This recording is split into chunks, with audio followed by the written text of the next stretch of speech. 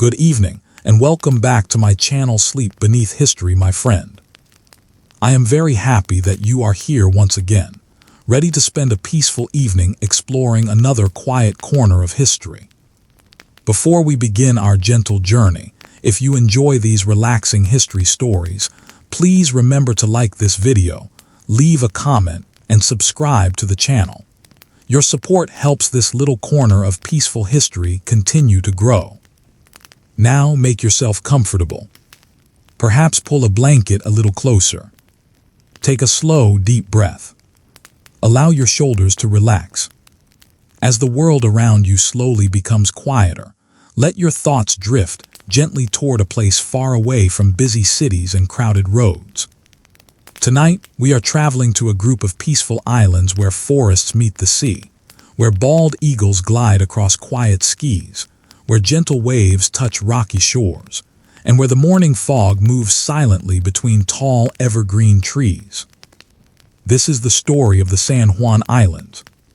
Today, these islands are known for peaceful harbors, sleepy villages, curious seals resting on warm rocks, and whales swimming through calm blue waters.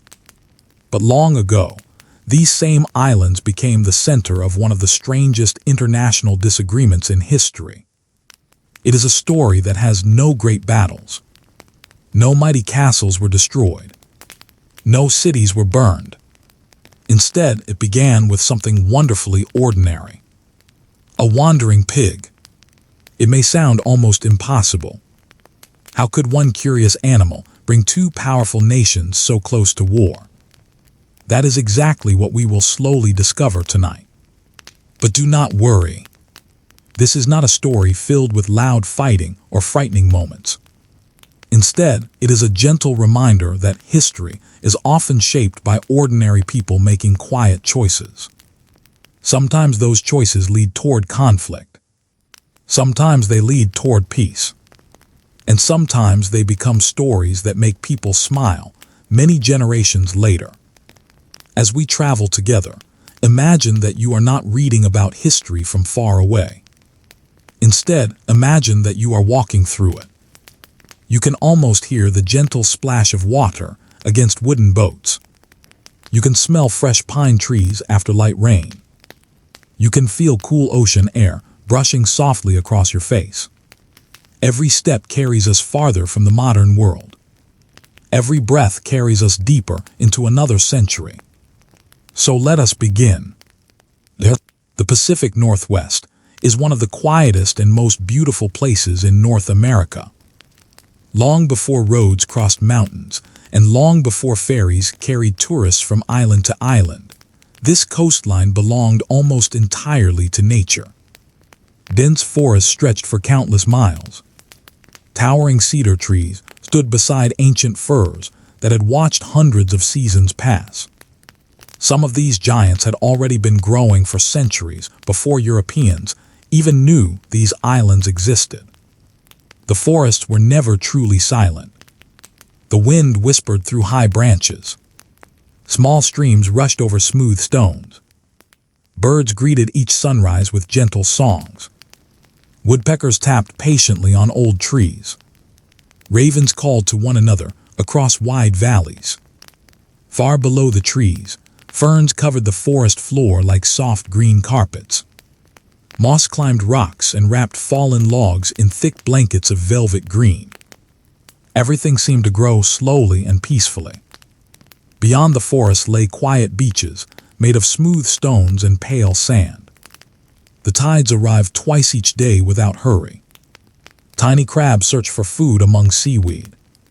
Starfish rested beneath clear water. Shells collected along the shore after every changing tide. Out across the sparkling water, seals floated lazily.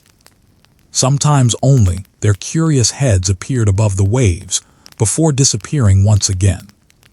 Sea lions gathered on rocky islands, calling loudly to one another before returning to peaceful naps beneath the afternoon sun. Above everything flew bald eagles. With enormous wings spread wide, they circled slowly across the sky, watching the land below with patient eyes. At certain times of the year, Whales passed quietly through these waters. Their great backs rose gently from the sea before disappearing beneath the surface once more. For thousands of years, these islands belonged to no European nation. They were already home. Long before explorers arrived from distant oceans, indigenous peoples had lived among these islands with great knowledge and deep respect for the land. Generation after generation learned the changing tides. They understood where salmon returned every year. They knew which berries ripened first in summer. They knew where deer wandered through the forests. They knew the safest places to build villages. The sea provided food. The forests provided wood for homes and canoes. The rivers provided fresh water. Everything around them was connected. Nothing was wasted. Massive cedar trees became beautiful canoes carved by careful hands. These canoes carried families across wide stretches of water with remarkable skill. Even today, people are amazed by how expertly they were built. Travel between islands became part of everyday life. Families visited one another. Goods were exchanged. Stories traveled from village to village. Songs carried history through generations. The changing seasons guided daily life. Spring brought fresh growth. Summer offered long days filled with fishing and gathering. Autumn meant preparing for colder weather. Winter became a season of storytelling, careful work, and community. Life followed nature's rhythm. Not clocks. Not calendars. Not busy schedules. Simply the quiet pattern that had existed for countless generations. Then slowly, the outside world began to arrive. It happened little by little. At first, there were only distant rumors. Strange ships had been seen along faraway coastlines. Large wooden vessels with enormous white sails. They looked almost like floating forests. To the people living along the Pacific coast, these ships must have seemed mysterious. Where had they come from? Who lived aboard them? Why had they crossed such enormous oceans? European nations had spent centuries searching for new trade routes, valuable resources, and distant lands. Explorers sailed farther every generation. Maps slowly grew more complete. Empty spaces became filled with coastlines, rivers, mountains, and islands. Many explorers hoped to discover wealth. Others searched for fame. Some simply wished to understand the world beyond the horizon. The Pacific Northwest remained one of the last great unknown regions for Europeans. Cold weather, powerful currents, frequent storms, hidden rocks beneath the waves. These challenges kept many ships away. But eventually, curiosity proved stronger than fear. Spanish sailors explored parts of the coast. British captains followed. Russian traders arrived farther north. American ships would eventually appear as well. Each nation viewed the coastline through different eyes. Some saw opportunities for trade. Others imagined future settlements. Some searched for valuable animal furs. Others hoped to strengthen their country's influence across the Pacific Ocean. Yet despite these growing ambitions, the San Juan Islands themselves remained remarkably quiet.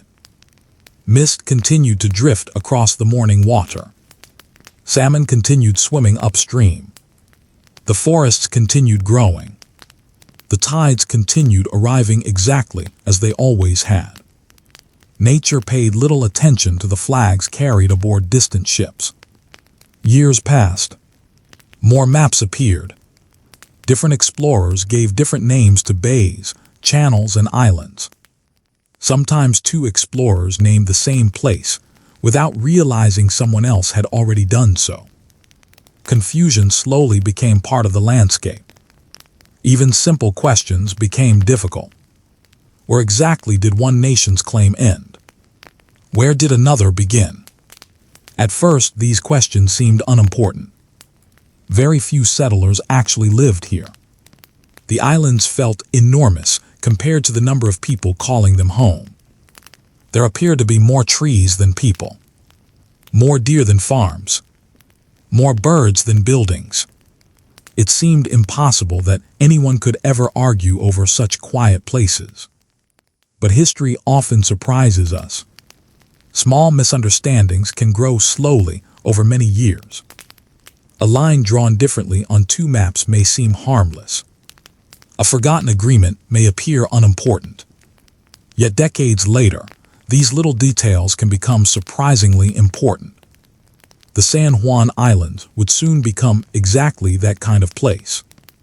Not because of gold, not because of great cities, not because of mighty armies, simply because two nations believed these peaceful islands belonged to them. For now, though, the islands remain patient. Morning fog rolled gently across sheltered bays. Fishing boats drifted quietly with changing tides. Forest animals followed ancient paths. Life continued almost unchanged. If you had visited the islands during those early years, you might have thought nothing remarkable would ever happen there. You might have walked through quiet forests all afternoon without meeting another person. You might have watched seals playing offshore while eagles circled overhead. You might have ended the day beside a small campfire, listening to waves brushing softly against the shore. Everything would have felt calm. Everything would have felt distant from the great capitals of London and Washington. Yet somewhere far away, government officials were already discussing maps. Surveyors measured coastlines. Diplomats wrote letters. Explorers published reports. Every new document slowly added another piece to a puzzle that nobody fully understood. Little by little, the future disagreement was taking shape. No one on the islands could hear it happening. No warning bells rang. No crowds gathered. No speeches filled the air. Only quiet waves. Only gentle winds. Only another peaceful sunset over the Pacific Ocean. As darkness settled across the islands, stars appeared one by one above the still water.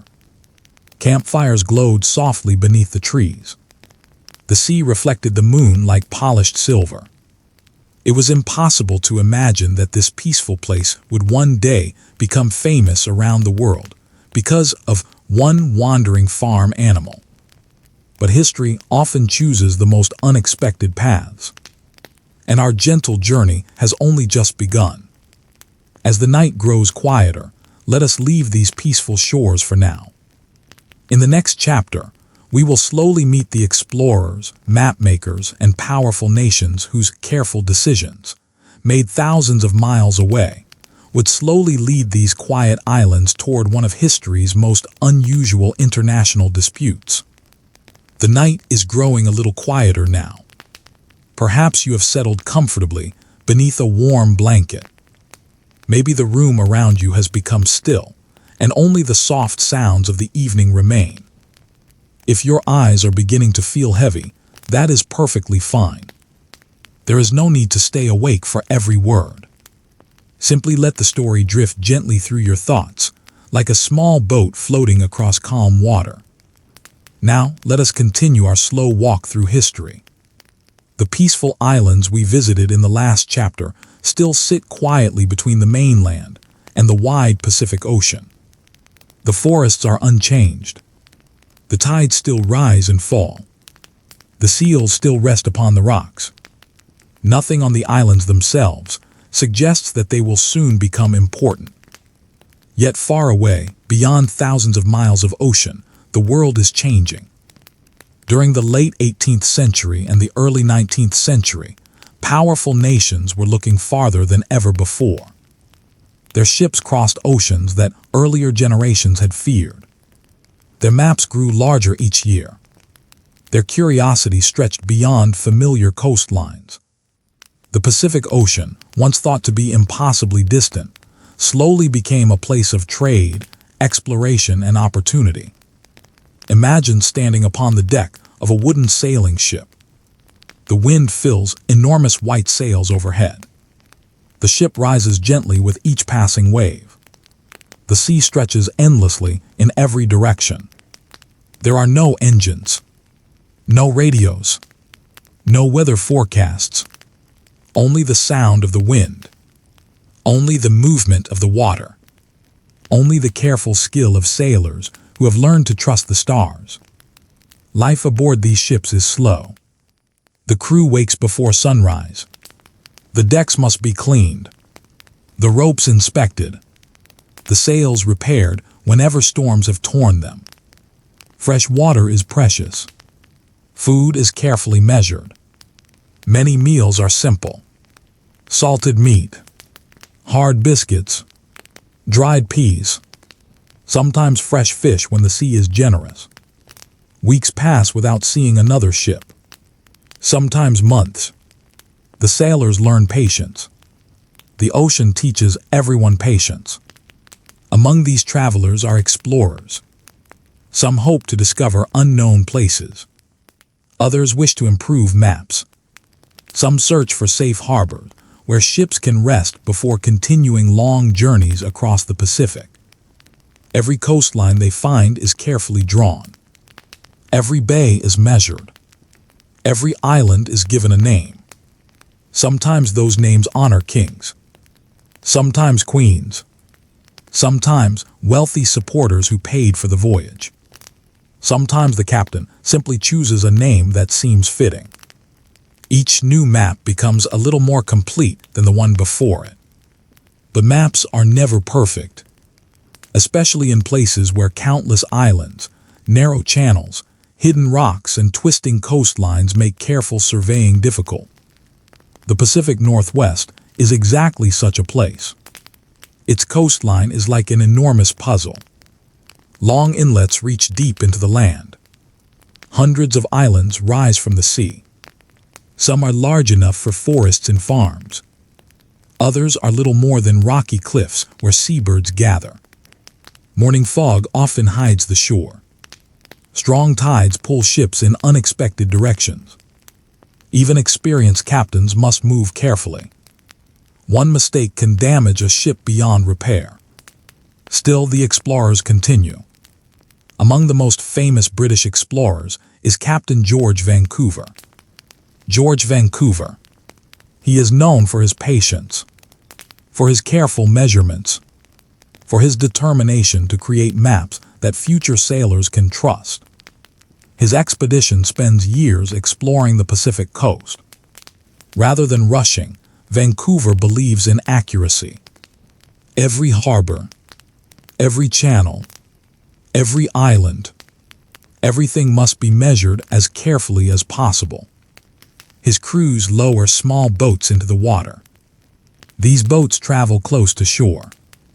The men aboard carry notebooks, measuring tools and simple instruments. Hour after hour, they record distances. They measure angles. They sketch coastlines. Sometimes they climb nearby hills simply to gain a better view. Imagine the quiet concentration required. No satellites guide them. No airplanes provide photographs from above. Only patient observation.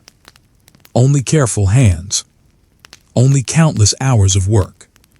Because of these efforts, many places across the Pacific Northwest receive names that remain today. Mountains, bays, rivers, islands. Many appear on Vancouver's maps. Yet British explorers are not the only visitors. Spanish expeditions have already traveled these waters. Spain has claimed much of the western coast of North America for many years. Spanish captains have also named islands and channels. Sometimes British names replace Spanish names. Sometimes both survive. Sometimes later mapmakers become confused. Imagine trying to complete a puzzle while different people are drawing different pieces. That is what early mapmaking often looked like. Far away in Europe, governments study these new maps with growing interest. The British Empire is becoming one of the world's greatest naval powers. Its merchant ships travel everywhere. Its navy protects trade routes stretching across oceans. Every new harbor could become valuable. Every island might one day help ships crossing the Pacific. Meanwhile, another young nation is slowly growing stronger. The United States. Only a few decades earlier, the country had gained its independence. Much of its attention had focused eastward. But year after year, American settlers moved west. Forests became farms. Small villages became towns. Towns became busy cities. Roads slowly stretched farther across the continent. Many Americans believed there was always another horizon waiting ahead. By the early 19th century, people were already dreaming of reaching the Pacific Ocean. Some came searching for fertile farmland. Others hoped to trade. Some wished simply to build new lives for their families. The journey west was long. Very long. Wagons crossed endless grasslands. Families climbed steep mountain passes. Rivers had to be crossed. Storms endured. Many never completed the journey. Yet thousands continued moving westward. As settlers approached the Pacific coast, questions naturally followed. Who owned this land? Where did one country's border end? Where did another begin? At first, there were very few clear answers. Large parts of the Pacific Northwest remained shared in practice, even if different nations claimed them on paper. The region known as Oregon Country became one of these uncertain places. Britain and the United States both believed they possessed rights there.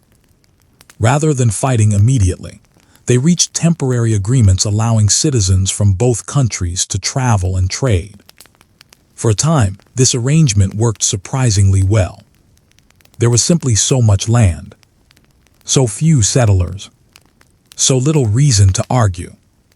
But temporary agreements rarely remain temporary forever. As more people arrived, questions became harder to ignore.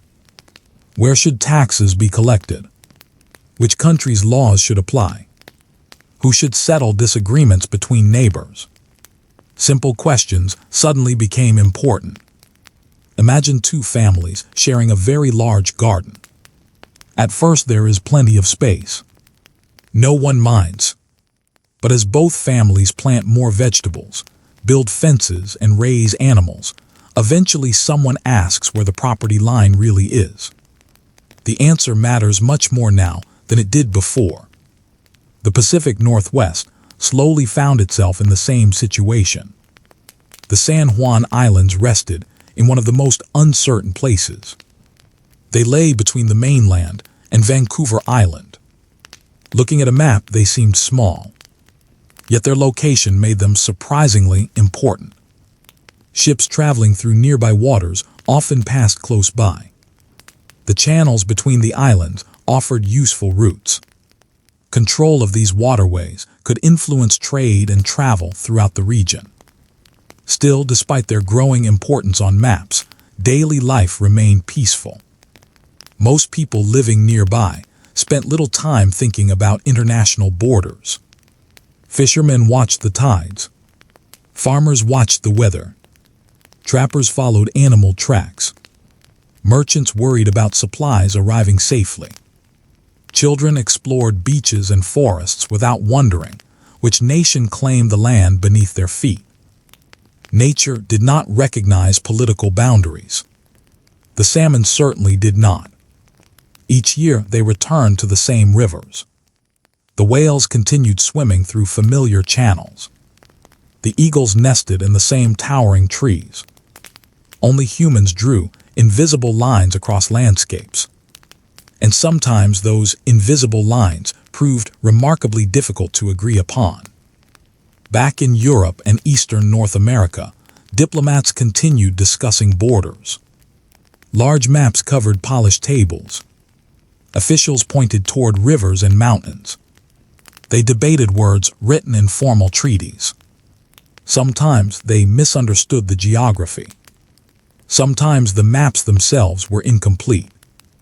It is easy for us today to forget how difficult accurate map-making once was. A river might appear farther east than it truly lay. An island could be drawn too large. A narrow channel might be missed entirely. Small errors could survive for decades. And one day, those tiny mistakes might become the center of an international disagreement. No one intended such confusion. Most mapmakers did their very best. Most diplomats believed they were making fair decisions. Yet they worked with limited knowledge. History often grows from honest misunderstandings, just as easily as from deliberate choices. As evening slowly settles over our imaginary voyage, the ships continue sailing. Explorers continue measuring. Governments continue studying their maps. The quiet islands wait patiently.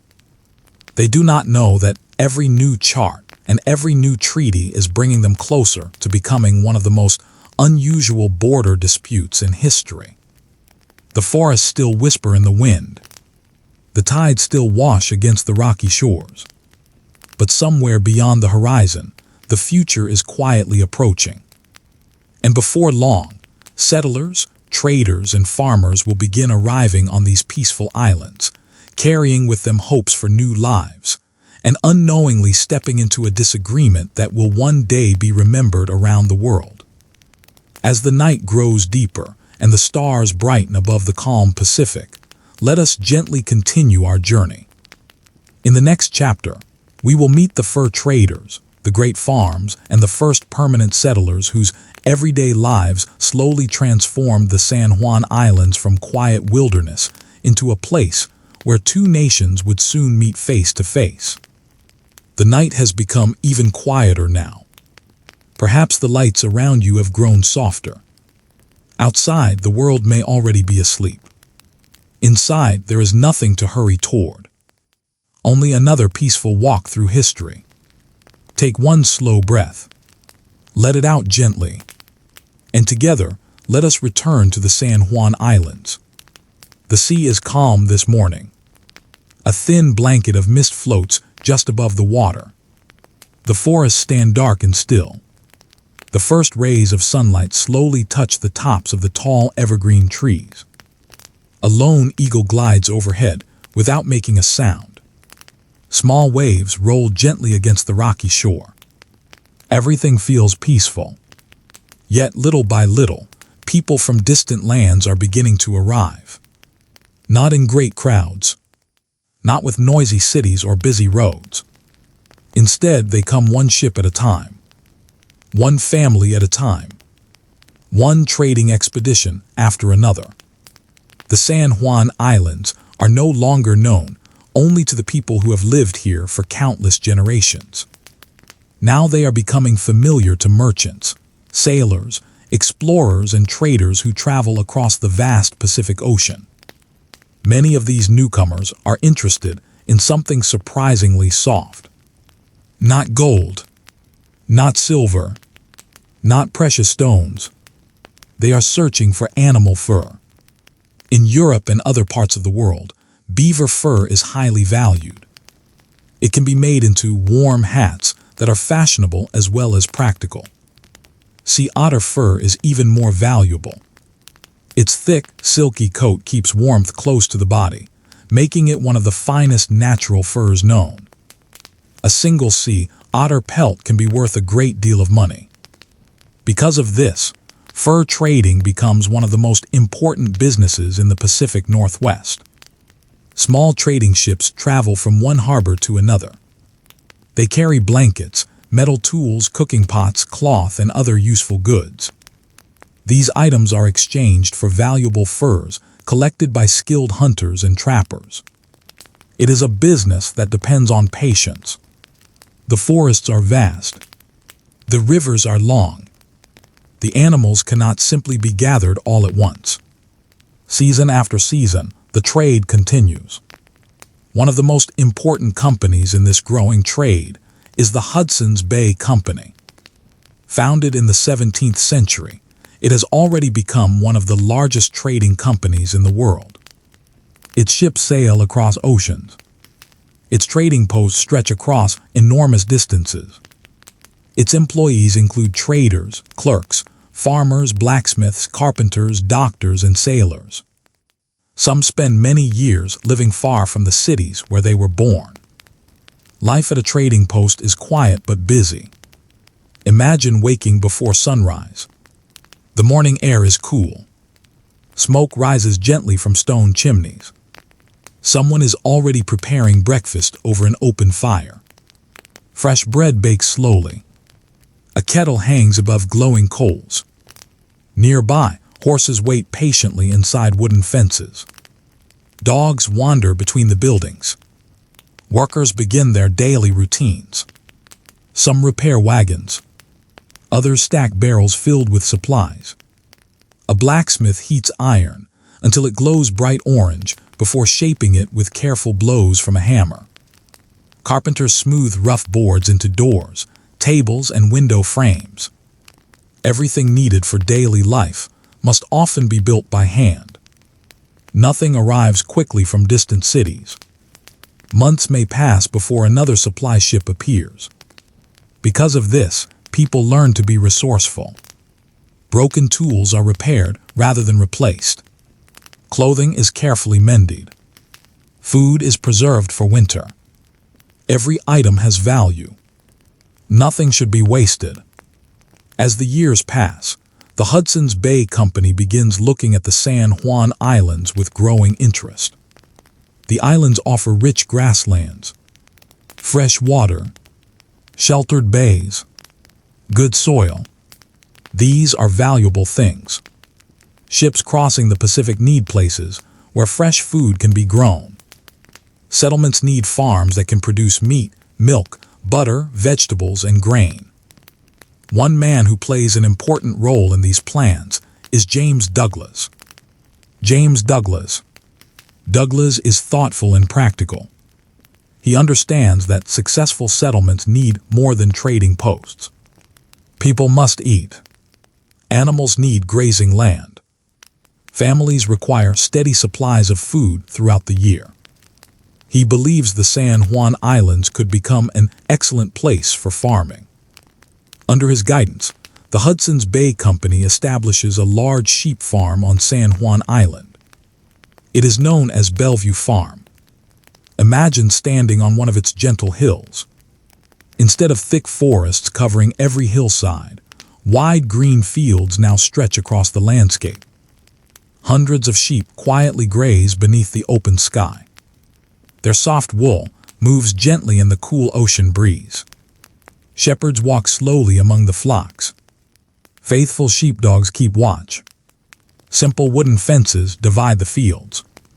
Barns stand nearby, their roofs shining softly after morning rain. The farm is peaceful. Its workers rise early each day. Animals must be fed. Fences repaired. Fields inspected. Milk collected. Wool prepared for shipment. The rhythm of farm life follows the seasons. Spring brings newborn lambs. Summer offers long days for tending the fields.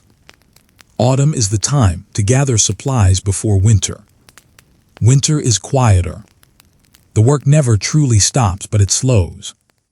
Evenings are often spent beside warm fireplaces. People tell stories. Letters are written. Clothes are repaired. Simple meals are shared. Although the farm belongs to a large company, the people living there are ordinary men and women. Some have traveled thousands of miles from Britain. Others come from different parts of North America. Many have families. Children laugh while chasing one another across the fields. Mothers tend gardens filled with vegetables and herbs. Fathers repair barns and wagons. Neighbors help one another during difficult seasons. Life is not easy, but it is steady. On clear evenings, workers often pause to admire the sunset. The sky turns shades of gold, orange, and deep pink. The sea reflects every color. The distant mountains appear blue beneath the fading light. Moments like these remind everyone why they chose to build lives in such a beautiful place. Yet the Hudson's Bay Company is not alone. American settlers are beginning to arrive as well. Many have traveled incredible distances. Some crossed the continent by wagon. Others arrived by ship after sailing around the southern tip of South America. Every journey requires courage. Families leave behind familiar homes. They carry only what their wagons or ships can hold. Furniture, cooking pots, seeds, books, simple tools, perhaps a treasured family Bible, perhaps a handmade quilt passed down through generations. Everything else must be built again from the beginning. When they first arrive, the islands seem almost untouched. There are few roads, very few buildings. Most travel happens by boat. Neighbors may live several miles apart. A visit requires careful planning. Yet this isolation also brings a certain peace. There are no crowded streets, no factories, no constant noise, only forests, fields, water, and sky.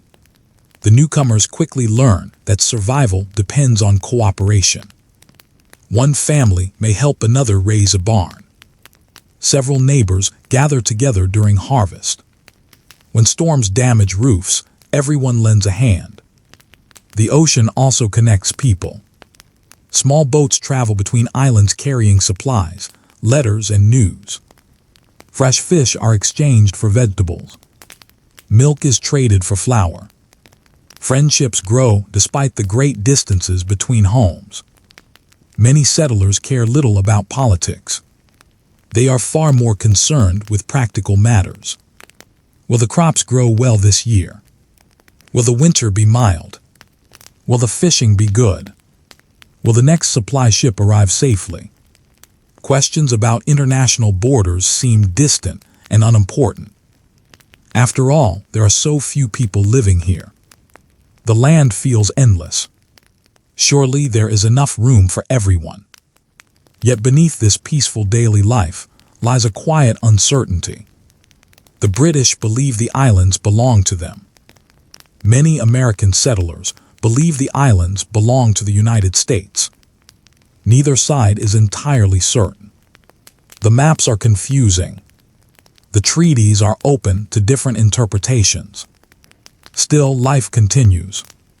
A British shepherd may greet an American farmer with a friendly wave. They may speak together about the weather, about fishing, about the price of supplies, about the arrival of the next ship. Ordinary conversations fill ordinary days. No one imagines that these same neighbors could someday find themselves standing on opposite sides of an international dispute. The sheep continue grazing without concern. The birds continue singing in the forests. The tides continue their endless rhythm. Nature pays no attention to the invisible borders drawn by distant governments. One quiet morning, a farmer plants potatoes. Another repairs a fence. A child skips stones across the water. A fisherman checks his nets. Everything feels peaceful. Everything feels ordinary. And history often hides inside ordinary days. No one knows which simple moment will later become famous. No one wakes up believing that today's small event will be remembered more than a century later. That is the curious nature of history. Great changes rarely announce themselves. They arrive quietly. One conversation, one decision, one misunderstanding, one wandering animal. For now, however, the San Juan Islands remain a place where people simply hope to build comfortable lives beside the sea. The evenings are calm. Smoke rises gently from stone chimneys. Lanterns glow warmly inside small wooden homes. Families gather around simple tables for supper. Fresh bread, warm stew, a little butter, perhaps salmon caught earlier that day. Outside, the stars slowly appear above the dark water. The forests settle into silence. Only the distant call of an owl drifts through the cool night air. The island seems far removed from the concerns of great governments and powerful empires.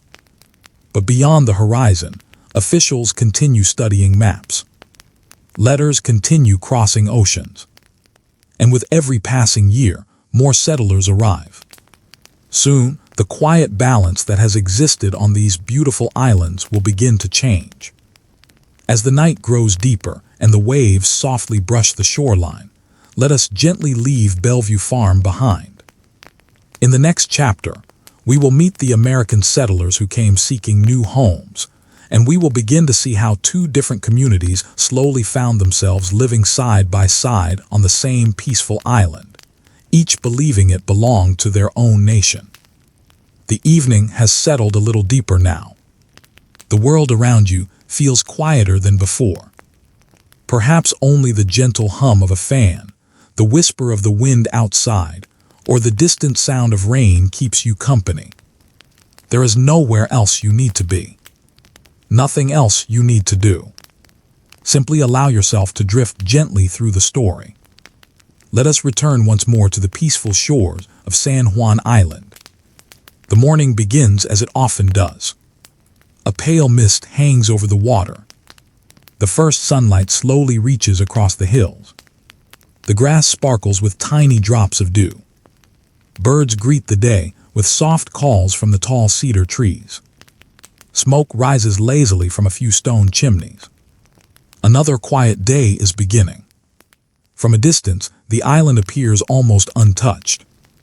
Large forests still cover much of the land. Open meadows stretch toward the sea. Wildflowers bloom beside winding paths. Deer move quietly through the trees. Foxes search the edges of the fields before disappearing back into the woods. The island feels wide and open. There is room enough for forests, farms, and peaceful lives. But each passing season brings a few more people. A few more cabins. A few more fields cleared from the trees. The changes are slow. So slow that someone living here might barely notice them. A new roof appears on a distant hillside. A fresh fence lines a meadow. A small vegetable garden grows larger each year. Life moves at the steady pace of the seasons. Many of the new arrivals come from the United States. Some have spent months traveling west with their families. Others have first settled on the American mainland before hearing stories about the rich land across the water. The journey to San Juan Island is not easy. There are no large passenger ships waiting at busy docks. No comfortable ferries crossing every hour. Instead, people often travel in small sailing boats. Their belongings are packed carefully into wooden chests. Every tool, every blanket, every cooking pot has its place. The sea can be calm one moment and rough the next. The weather changes quickly. A gentle breeze may suddenly become a strong wind. Morning sunshine may disappear beneath thick gray clouds. Those making the crossing learn to respect the sea. It rewards patience. It dislikes carelessness. After arriving on the island, families must begin almost everything from the beginning. There are no ready-made houses waiting. No stores filled with supplies. No streets lined with neighbors. The first task is often finding a suitable place to build.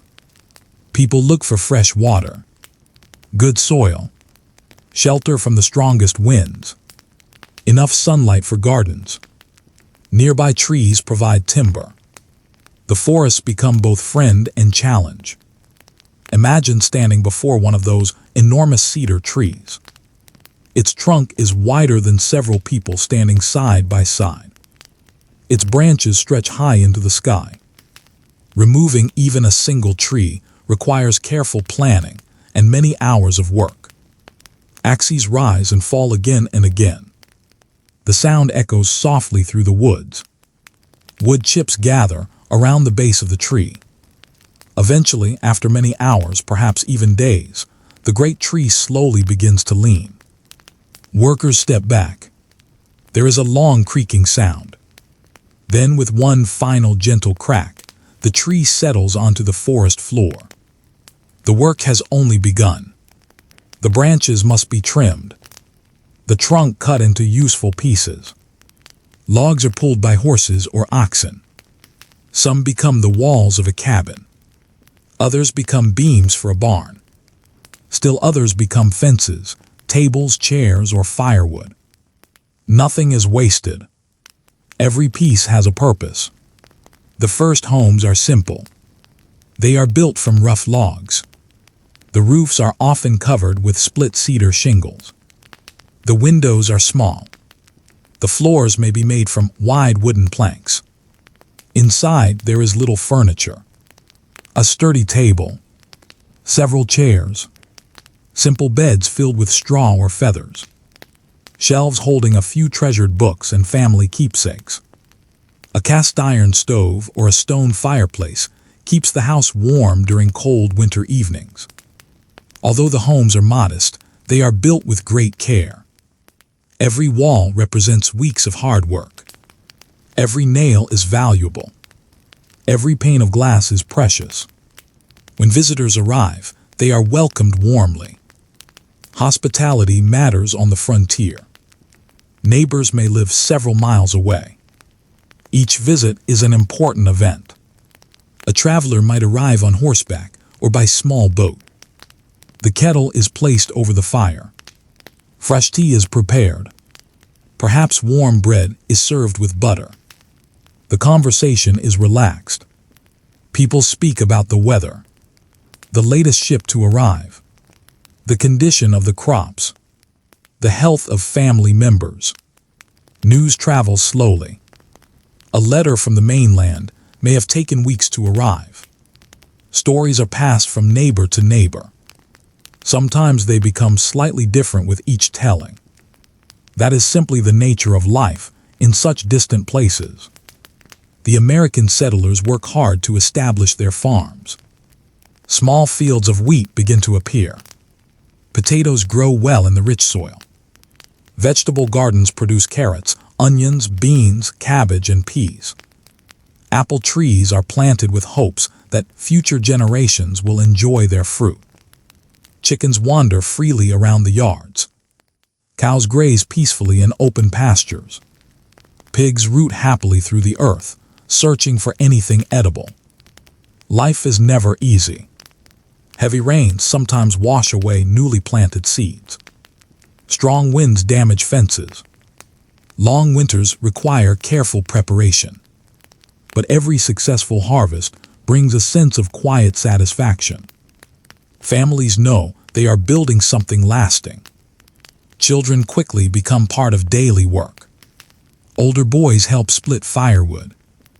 Girls gather eggs and tend the gardens, though many children share these tasks regardless of age. Everyone carries water from nearby streams. Everyone learns to care for the animals. Yet there is also time for play. Children race along the beaches. They search for unusual shells. They skip smooth stones across calm water. They build small boats from pieces of driftwood and watch them float away with the tide. The island itself becomes their playground. Education is simple. Some parents teach their children at home. Reading, writing, basic mathematics, Bible stories. Practical skills are just as important. How to repair a fence. How to recognize changing weather. How to fish. How to row a boat safely. Every lesson prepares them for life in a place where independence is necessary. Despite their different backgrounds, the American settlers and the workers from Bellevue Farm often meet. The island is not large enough for complete separation. People pass one another along narrow trails. They meet at sheltered bays where boats are tied. They exchange greetings. Sometimes they trade supplies. A British shepherd may sell fresh wool. An American farmer may offer potatoes or butter. The conversations are usually friendly. After all, they share many of the same challenges.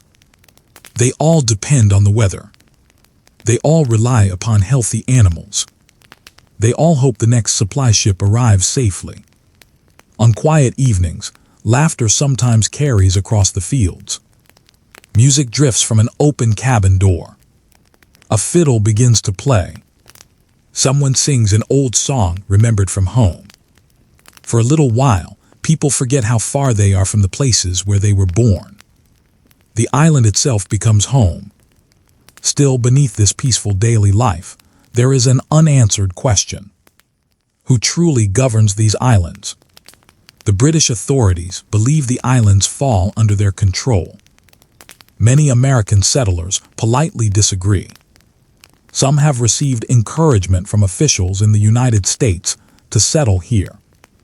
Others simply believe the border lies elsewhere. The problem is not that either side wishes to argue. The problem is that the treaty describing the border is difficult to interpret. Years earlier, diplomats had written that the boundary should follow the middle of the channel. It sounded simple enough. But there was more than one channel. One passed to the east of the San Juan Islands. Another passed to the west. Each side believed its own interpretation was correct. Maps showed different possibilities. No one had completely settled the matter. Most ordinary people paid little attention. There were fields to plow, animals to feed, cabins to repair, children to raise. The border remained something discussed in distant offices rather than around family dinner tables. Yet government officials watched the situation carefully. Each new settler seemed to strengthen one nation's claim. Every new farm, every new cabin, every new fence. These quiet signs of daily life slowly became pieces of a much larger political puzzle. The settlers themselves rarely thought in such grand terms.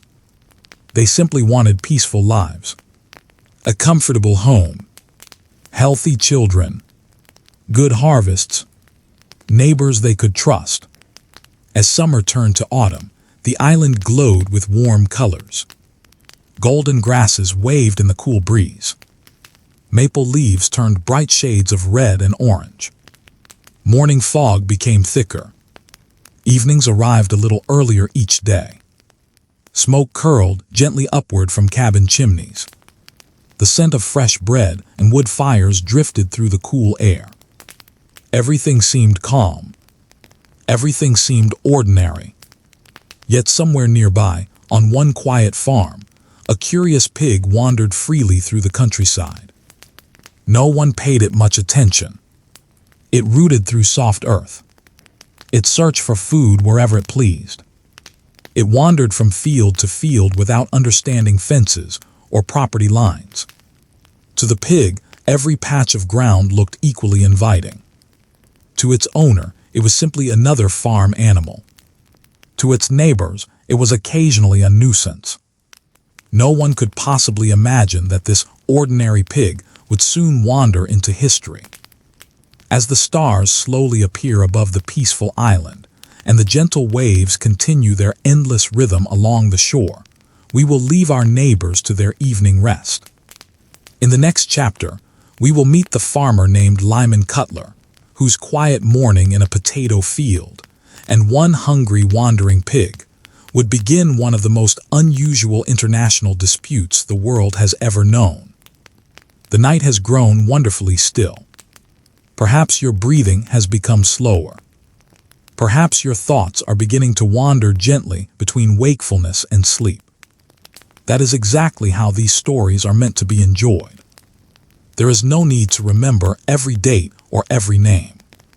Simply allow the gentle rhythm of history to carry you along. Now, let us return once more to San Juan Island. The year is 1859. Summer has settled comfortably over the island. The days are long. The mornings begin early, with pale sunlight slowly spreading across the fields. The air smells of damp earth, fresh grass and salt carried inland by the sea breeze. The forests remain green and peaceful. The sheep at Bellevue Farm graze quietly across the rolling hills. Small boats rock gently in sheltered coves. Smoke rises from the chimneys of scattered cabins. To anyone arriving by ship, the island looks calm. There is no sign of trouble. No raised voices. No marching soldiers. No great disagreement. Only ordinary people living ordinary lives. Among those people is an American farmer named Lyman Cutler. Lyman Cutler. Cutler is not a wealthy man. Like many settlers, he has worked hard to build a life for himself. His home is simple. His land is modest. His days are filled with practical work. When the sun rises, so does he. There are fences to repair, tools to sharpen, animals to care for, crops to protect. His greatest hope is that each season's harvest will be enough to feed his family and perhaps leave a little extra to trade with his neighbors. One crop is especially important: potatoes. Today they may seem like an ordinary vegetable found in kitchens all around the world. But for farmers living far from large towns, potatoes are precious. They grow well in the rich island soil. They store through the winter. They provide dependable food when other crops fail. Each healthy potato represents hours of careful work. The ground must first be cleared, roots pulled from the earth, stones removed, rows measured, seeds planted, the plants watered by gentle rains and watched carefully throughout the growing season. Every potato growing beneath the soil is something earned through patience. Imagine walking through Cutler's garden early one peaceful morning. The sun has only just climbed above the trees. Drops of dew sparkle on the broad green leaves. Small birds flutter between nearby bushes. The air is cool enough that each breath feels fresh. Everything appears exactly as it should. Then something catches your eye. The earth has been disturbed. Several potato plants have been pushed aside. Fresh holes appear where neat rows once stood. The damage is not enormous, but it is enough to worry any careful farmer. Cutler kneels beside the damaged plants. He studies the ground.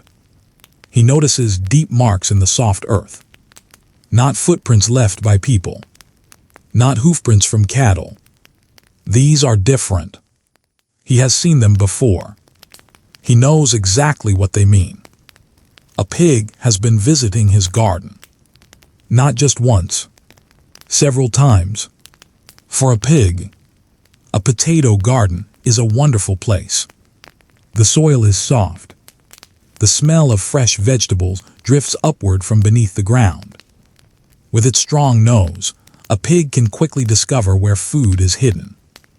Then comes the rooting. Its snout pushes into the earth. It digs with surprising strength. Within moments, carefully planted rows become untidy patches of disturbed soil. The pig is not trying to cause trouble. It is simply following its instincts. It is hungry, and potatoes are delicious. Cutler has chased the animal away before. Each time, the pig wanders off without much concern. A day or two later, it returns. Perhaps it slips through a gap in the fence.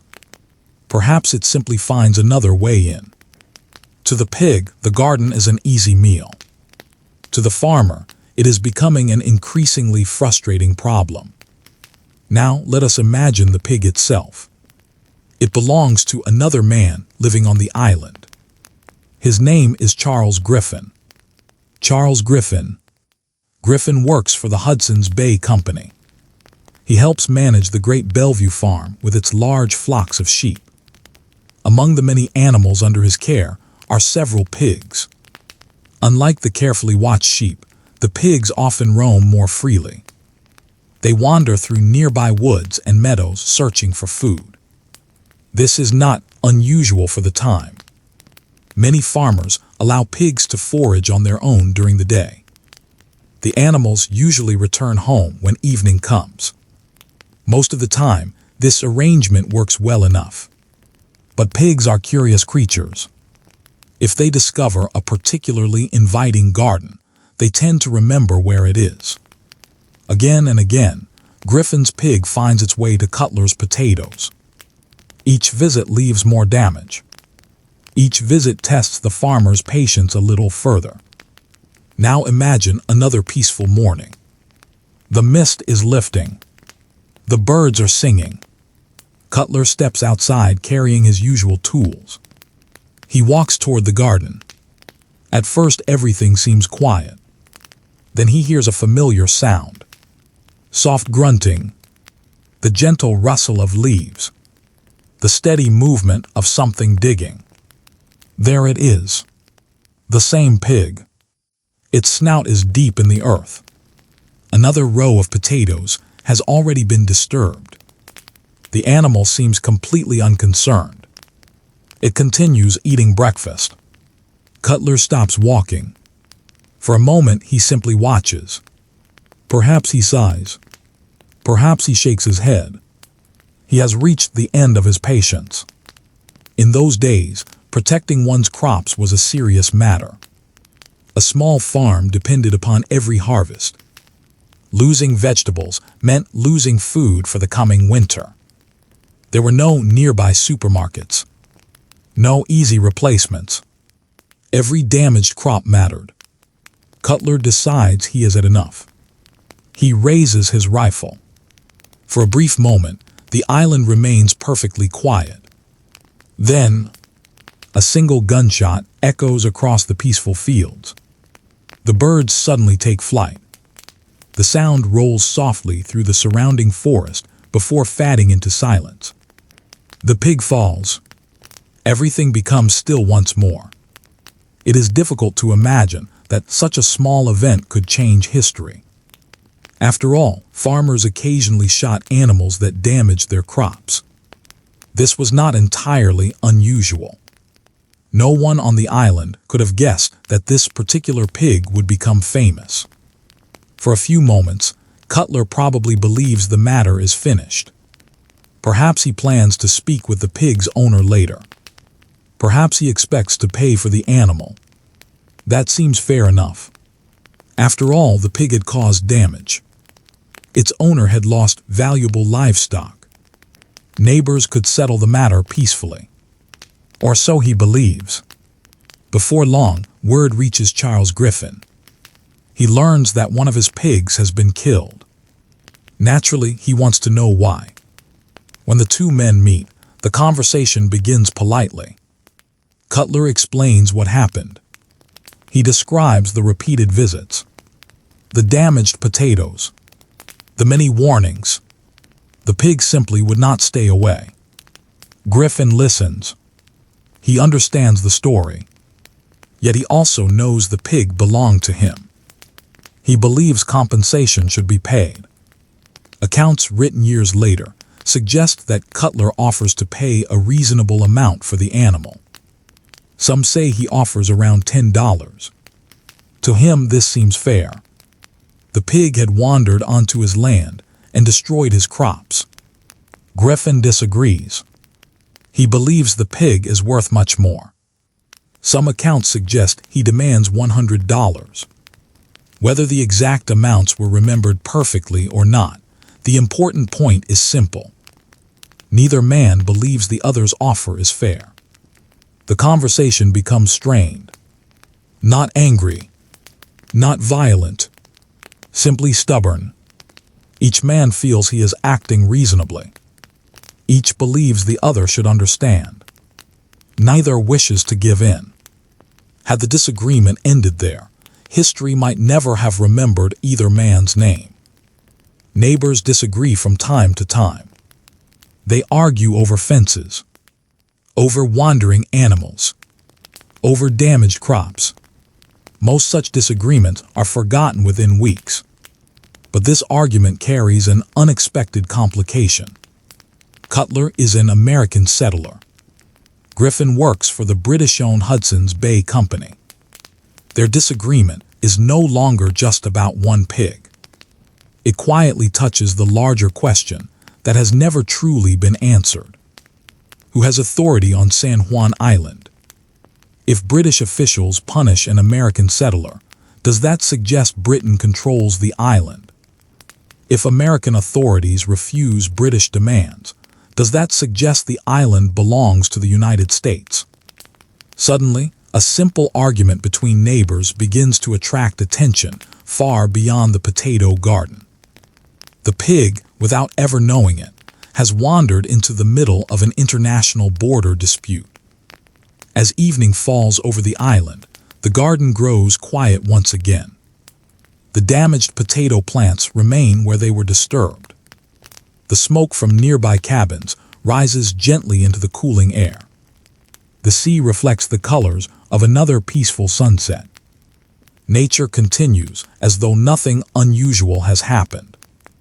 Yet somewhere, letters are beginning to be written. Conversations are beginning to spread. Officials are beginning to take notice. And one ordinary morning in a potato patch is slowly becoming one of the most remarkable stories in diplomatic history. As the stars appear above San Juan Island and the cool night breeze moves softly through the cedar trees, let us leave the quiet garden behind. In the next chapter, we will see how a disagreement over one wandering pig slowly grows into an international crisis, drawing soldiers, governors, and naval officers into a dispute that neither side truly wanted to become a war. The night has become wonderfully peaceful. Perhaps your room is quiet now. Perhaps the sounds of the day have faded away, leaving only stillness. If sleep is beginning to arrive, let it come gently. The story will continue at its own slow pace. There is no need to hurry. Let us return once again to the green hills of San Juan Island. The potato garden is quiet. The morning's excitement has passed. The birds have returned to the trees. The gentle breeze moves through the tall grass exactly as it did yesterday, and exactly as it will tomorrow. Nature has already forgotten the sound of the single rifle shot. People, however, remember. On a small island where only a few hundred people live, news travels quickly.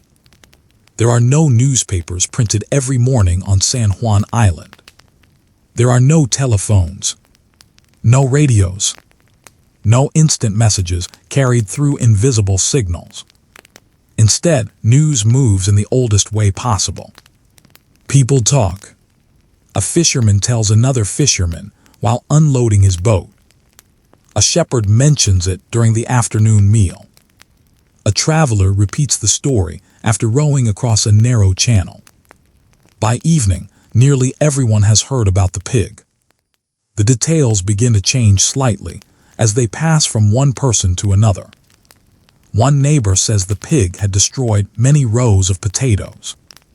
Another believes it was only a few plants. Someone says the farmer had warned the owner several times. Another wonders whether enough warning had been given.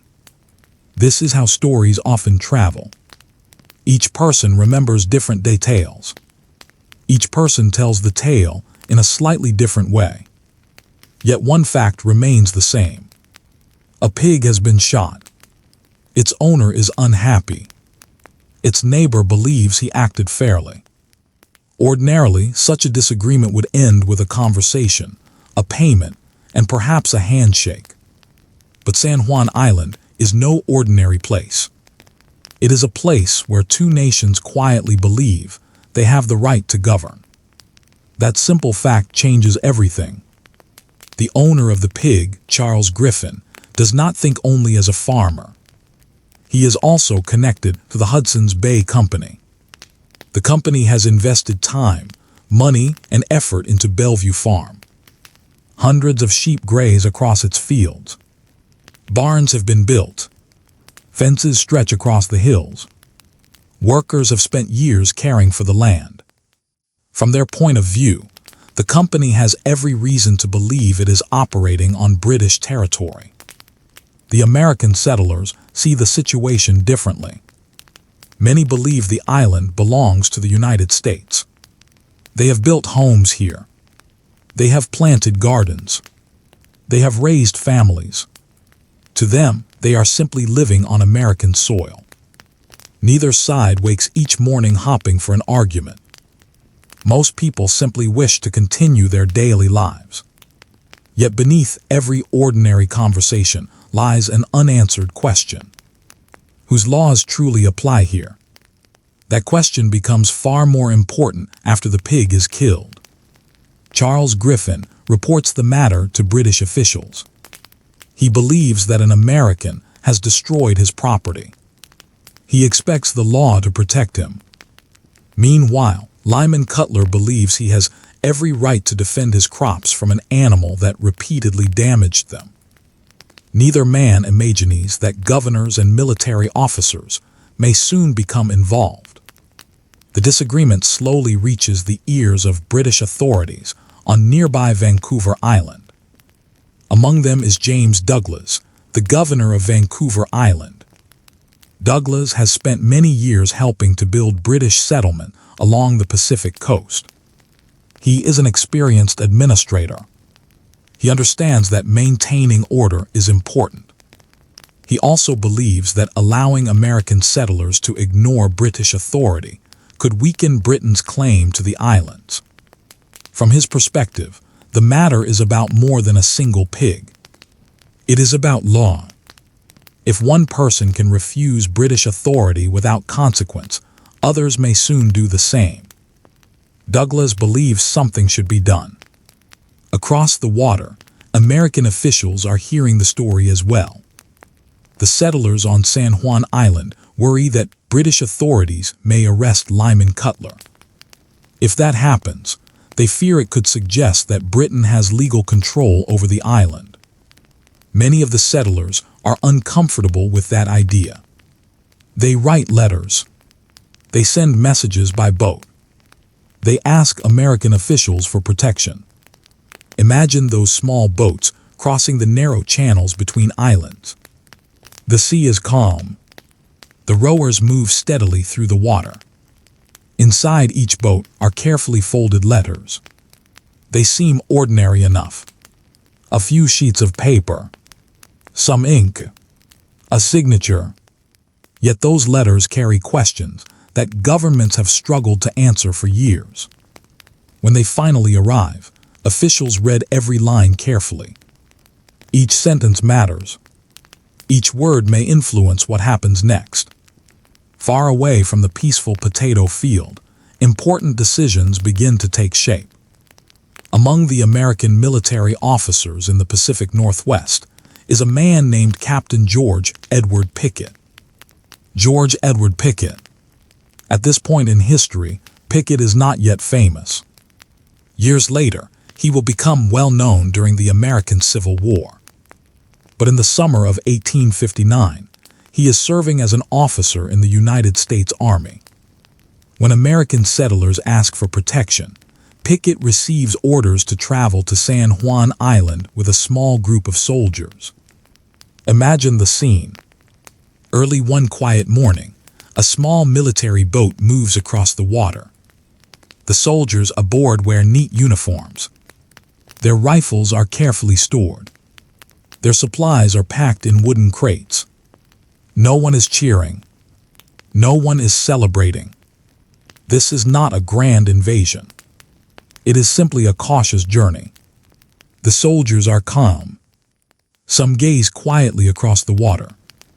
Others speak softly with one another. As the shoreline grows closer, the forests appear much as they always have. The trees do not care who is arriving. The waves continue breaking gently against the rocks. When the soldiers step ashore, they begin setting up a simple camp. Tents are raised. Cooking fires are prepared. Supplies are organized. Everything is done carefully and without unnecessary noise. The settlers feel relieved. Seeing American soldiers nearby gives them confidence. They believe someone is finally listening to their concerns. Across the channel, British officials receive word that American troops have landed on the island. This news naturally attracts attention. From the British point of view, American soldiers have entered territory that Britain believes belongs to the Crown. Governor Douglas now faces a difficult decision. He wishes to defend what he believes are British rights. But he also understands that any careless action could create a much larger problem. Messages begin traveling back and forth across the water. Ships carry reports. Officers write detailed letters. Governments try to understand exactly what has happened. The remarkable thing is how slowly everything moves. Today, news can travel around the world in seconds. In 1859, even a short message may require hours or days to reach the right person. Letters must be written by hand. They must be carried by horse or boat. Sometimes poor weather delays everything. Storms can keep ships in harbor for days. This slower pace gives people time to think. It also gives misunderstandings time to grow. As more reports arrive, the story becomes increasingly complicated. Some people describe the matter as a simple disagreement between neighbors. Others believe it is becoming a serious challenge to national authority. Still others hope everyone will simply calm down before anything worse happens. Fortunately, most of the men making decisions understand one important truth. No one truly wants a war. Britain and the United States have many reasons to remain at peace. Trade is valuable. Families have connections across the border. Both governments understand that fighting over a small island would be a terrible outcome. Yet neither side wishes to appear weak. Neither wishes to surrender what it believes is rightfully its own. So both governments begin taking careful, cautious steps. The island itself remains peaceful. Children still play along the beaches. Farmers continue tending their crops. Shepherds guide their flocks across the hills. Fishing boats leave before sunrise and return before sunset. Daily life continues almost as though nothing has changed. Only now, a few soldiers can be seen among the fields. Their tents stand quietly beneath the open sky. Their flags move gently in the sea breeze. The settlers sometimes stop to watch them. Some feel reassured. Others feel uncertain. Everyone wonders what might happen next. As evening arrives, lanterns begin glowing inside the military camp. A cook prepares a simple meal over an open fire. Perhaps salt pork. Perhaps beans. Fresh bread if supplies allow. The soldiers eat together, while the sun slowly disappears behind the distant hills. The sky becomes golden, then orange, then deep shades of purple and blue. The same peaceful sunset shines over the British farms, over the American cabins, over the forests, over the quiet waters separating the islands. Nature treats everyone equally. The sea carries no flag. The wind recognizes no border. Only people continue trying to decide where one nation ends and another begins. And all of it somehow can still be traced back to one hungry pig searching for potatoes on a quiet summer morning. As the stars begin to fill the night sky above San Juan Island, our gentle journey continues. In the next chapter, we will watch as British warships appear in the nearby waters, American soldiers strengthen their camp, and the world briefly wonders whether one of history's strangest disputes might unexpectedly become a real war. The night has become calm once again. Perhaps the house around you has fallen completely silent. The busy moments of the day are now far behind. There is nothing demanding your attention, nothing asking you to hurry. Only the gentle rhythm of another chapter, slowly carrying us through one of history's most unusual stories. let us return to the peaceful waters surrounding San Juan Island. The sun rises over the island as it always has. Soft light spreads across the meadows. The dew glitters on blades of grass. The forests awaken little by little. Birds call from the tall cedar branches. A gentle wind moves across the water, leaving tiny ripples that sparkle beneath the morning sky.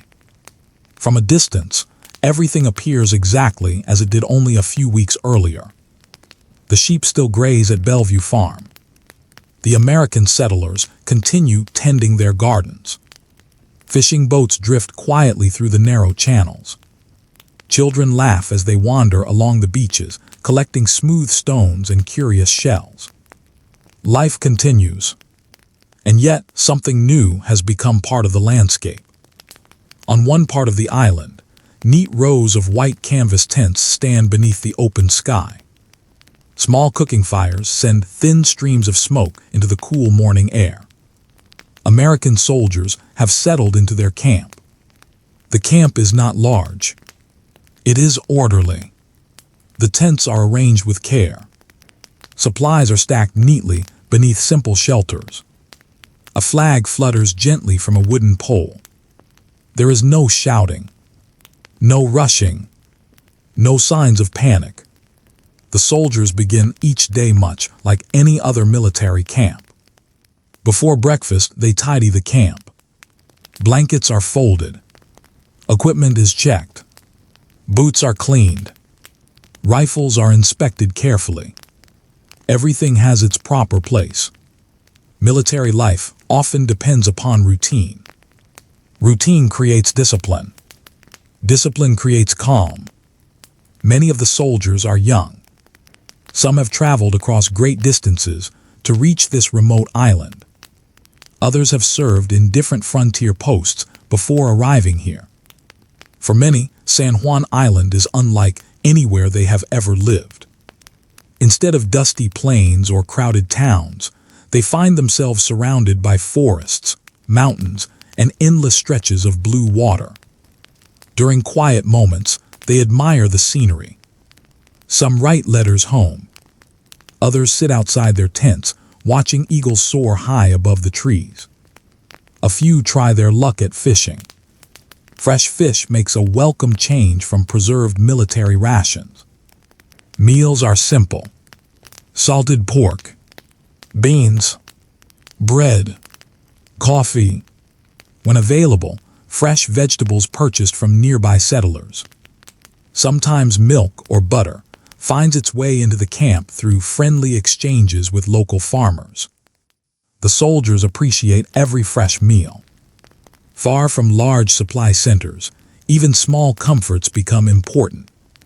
Captain George Pickett walks through the camp each day. His uniform is neat. His manner is confident. He speaks calmly with his officers. He checks that the men have what they need. He reminds everyone to remain disciplined. Above all, he understands that their presence is meant to show resolve, not to provoke unnecessary conflict. Across the water, British officials observe these developments carefully. Reports arrive on Vancouver Island describing the American camp. Governor James Douglas reads them with growing concern. From his point of view, American soldiers are occupying land that Britain considers its own. He cannot simply ignore their presence. Yet he also knows that any rash decision could have serious consequences. Douglas turns to one of Britain's greatest strengths, its navy. At this time, the Royal Navy is respected throughout much of the world. British warships regularly cross the oceans. Their crews are highly trained. Their ships are impressive sights wherever they appear. Soon, dark shapes begin to appear upon the waters near San Juan Island. British naval vessels sail slowly through the surrounding channels. Imagine standing on the shore as one of these ships approaches. Long before it reaches land, you notice its tall masts rising above the horizon. Its great white sails catch the morning breeze. As it draws nearer, The dark wooden hull becomes visible. Rows of cannon ports line its sides. Strong ropes stretch upward to towering masts. Flags wave gently overhead. The ship moves with quiet confidence. There is nothing hurried about its arrival. It simply glides across the calm water with practiced grace. For the settlers watching from shore, the sight is unforgettable. Many have never seen such a powerful warship at close range. Its size alone commands attention. Yet despite its strength, the ship remains peaceful. Its guns stay silent. Its crew goes about ordinary duties. Sailors climb the rigging. Others scrub the wooden decks until they shine. Some repair sails. Others coil ropes with remarkable skill. Life aboard a naval ship follows strict routines. The day begins early. The decks must be cleaned. Equipment inspected. Meals prepared. Watch shifts changed. Every sailor has responsibilities. The sea rewards careful organization. Just as the soldiers depend upon discipline ashore, sailors depend upon discipline at sea. The officers aboard the British ships observe the island through telescopes. They can see the American camp, the American flag, the tents, the movement of soldiers. Likewise, the American soldiers watch the ships anchored offshore. Each side knows the other is present. Each side remains alert. Yet neither side fires a shot. The silence itself becomes remarkable. As days pass, more British ships arrive. For a short time, the waters around San Juan Island contain one of the strongest naval forces in the Pacific. To an outside observer, the situation might appear dangerous. Powerful warships, armed soldiers, two nations claiming the same island. It seems like the beginning of a conflict. But appearances can be misleading. Behind the scenes, many officers on both sides are working quietly to avoid violence. Among the British commanders is Captain Geoffrey Hornby. Geoffrey Hornby. Hornby is an experienced naval officer. He understands both duty and responsibility. When he receives instructions, he also considers the possible consequences of every action. It is one thing to defend national interests. It is another to begin a war over a small island. Hornby chooses caution. His ships remain ready. His sailors remain disciplined. But he avoids unnecessary provocation. On the American side, Captain Pickett also understands the delicate situation. His soldiers continue their drills. They strengthen the camp. They stand watch. Yet they do not seek confrontation. Many evenings, as the sun begins to set, an unusual scene unfolds. British warships rest quietly at anchor. American soldiers prepare supper beside their tents. Smoke rises gently from campfires on land, while lanterns begin glowing aboard the ships. The same peaceful sunset shines over everyone. The colors reflected upon the water belong to neither nation. Gold, orange, pink, soft purple. Then darkness slowly arrives. The stars appear one by one. From the British ships comes the quiet sound of sailors changing the watch. From the American camp comes the gentle murmur of soldiers speaking around small fires. Some tell stories from home. Some read worn letters from family members. Others simply sit in silence, watching the moonlight dance across the water. If someone had walked through the camp that evening, they might have expected to hear talk of battle. Instead, they would more likely hear conversations about ordinary things. Home, family, the weather, the next supply boat, the taste of fresh bread, the hope that everyone would soon return to normal life. Most soldiers, no matter which flag they serve, understand the value of peace.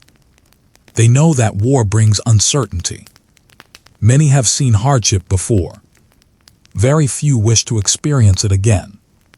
Meanwhile, the settlers continue living between these two quiet military forces. An American farmer may still pass a British shepherd on a country path. They nod politely. They exchange a few words. Life on the island remains surprisingly ordinary. The cows still need milking. The sheep still require care. Gardens still need weeding. Children still chase butterflies through summer meadows.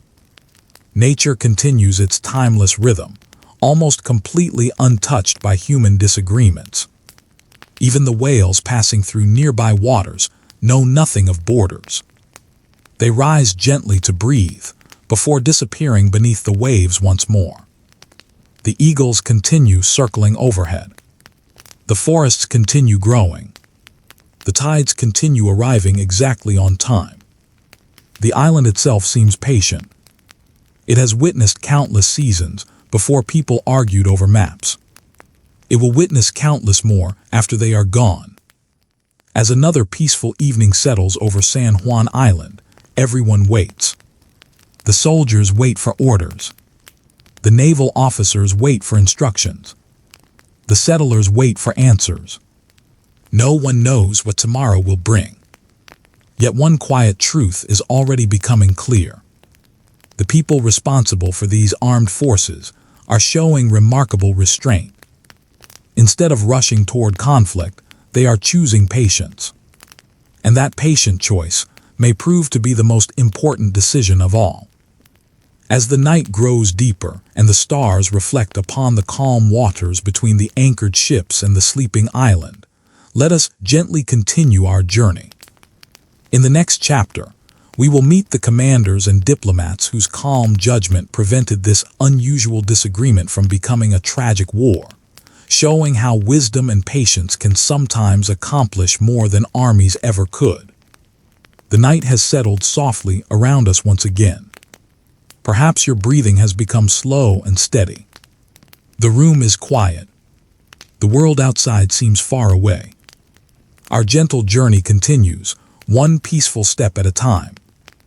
Let us return to the calm waters surrounding San Juan Island. Morning arrives as it always does. The first light slips quietly over the eastern hills.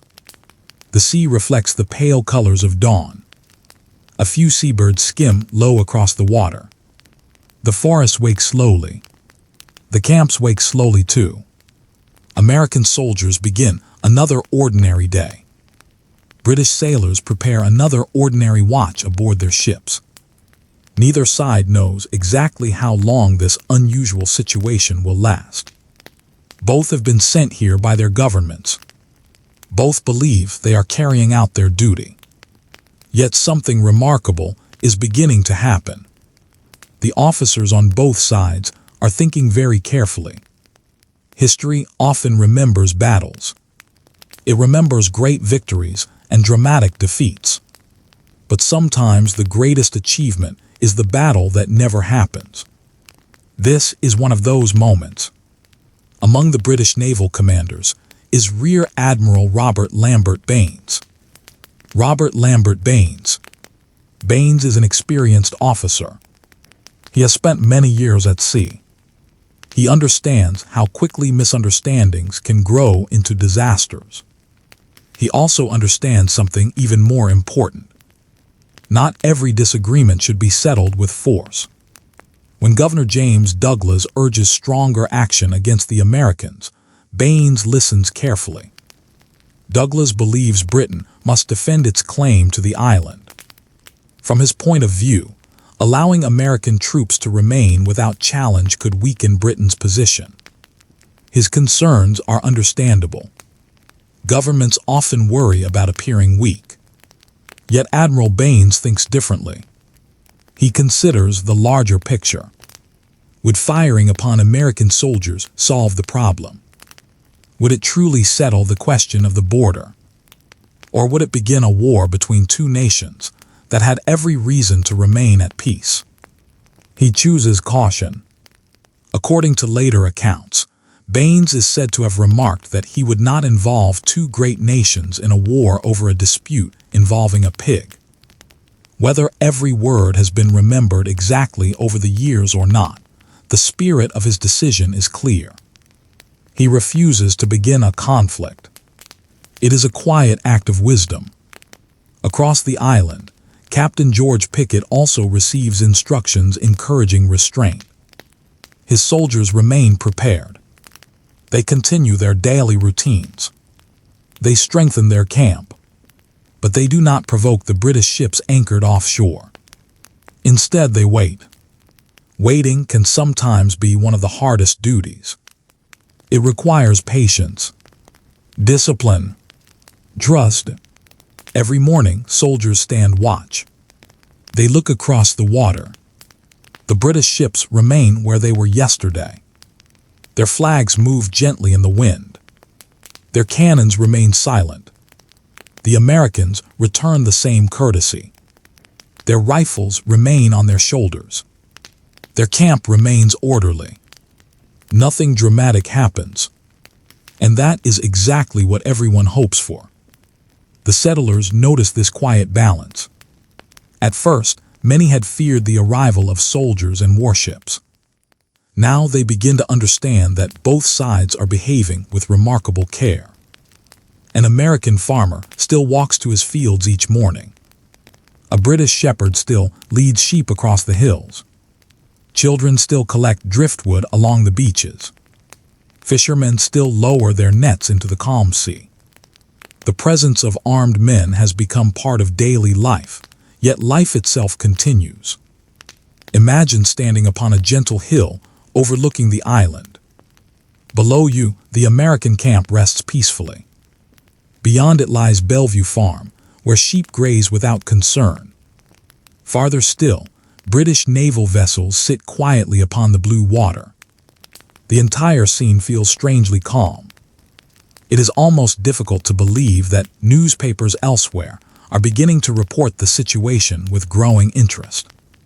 Far away, people read headlines suggesting that Britain and the United States may be approaching war. Readers imagine dramatic confrontations. They picture great fleets preparing for battle. The reality is much quieter.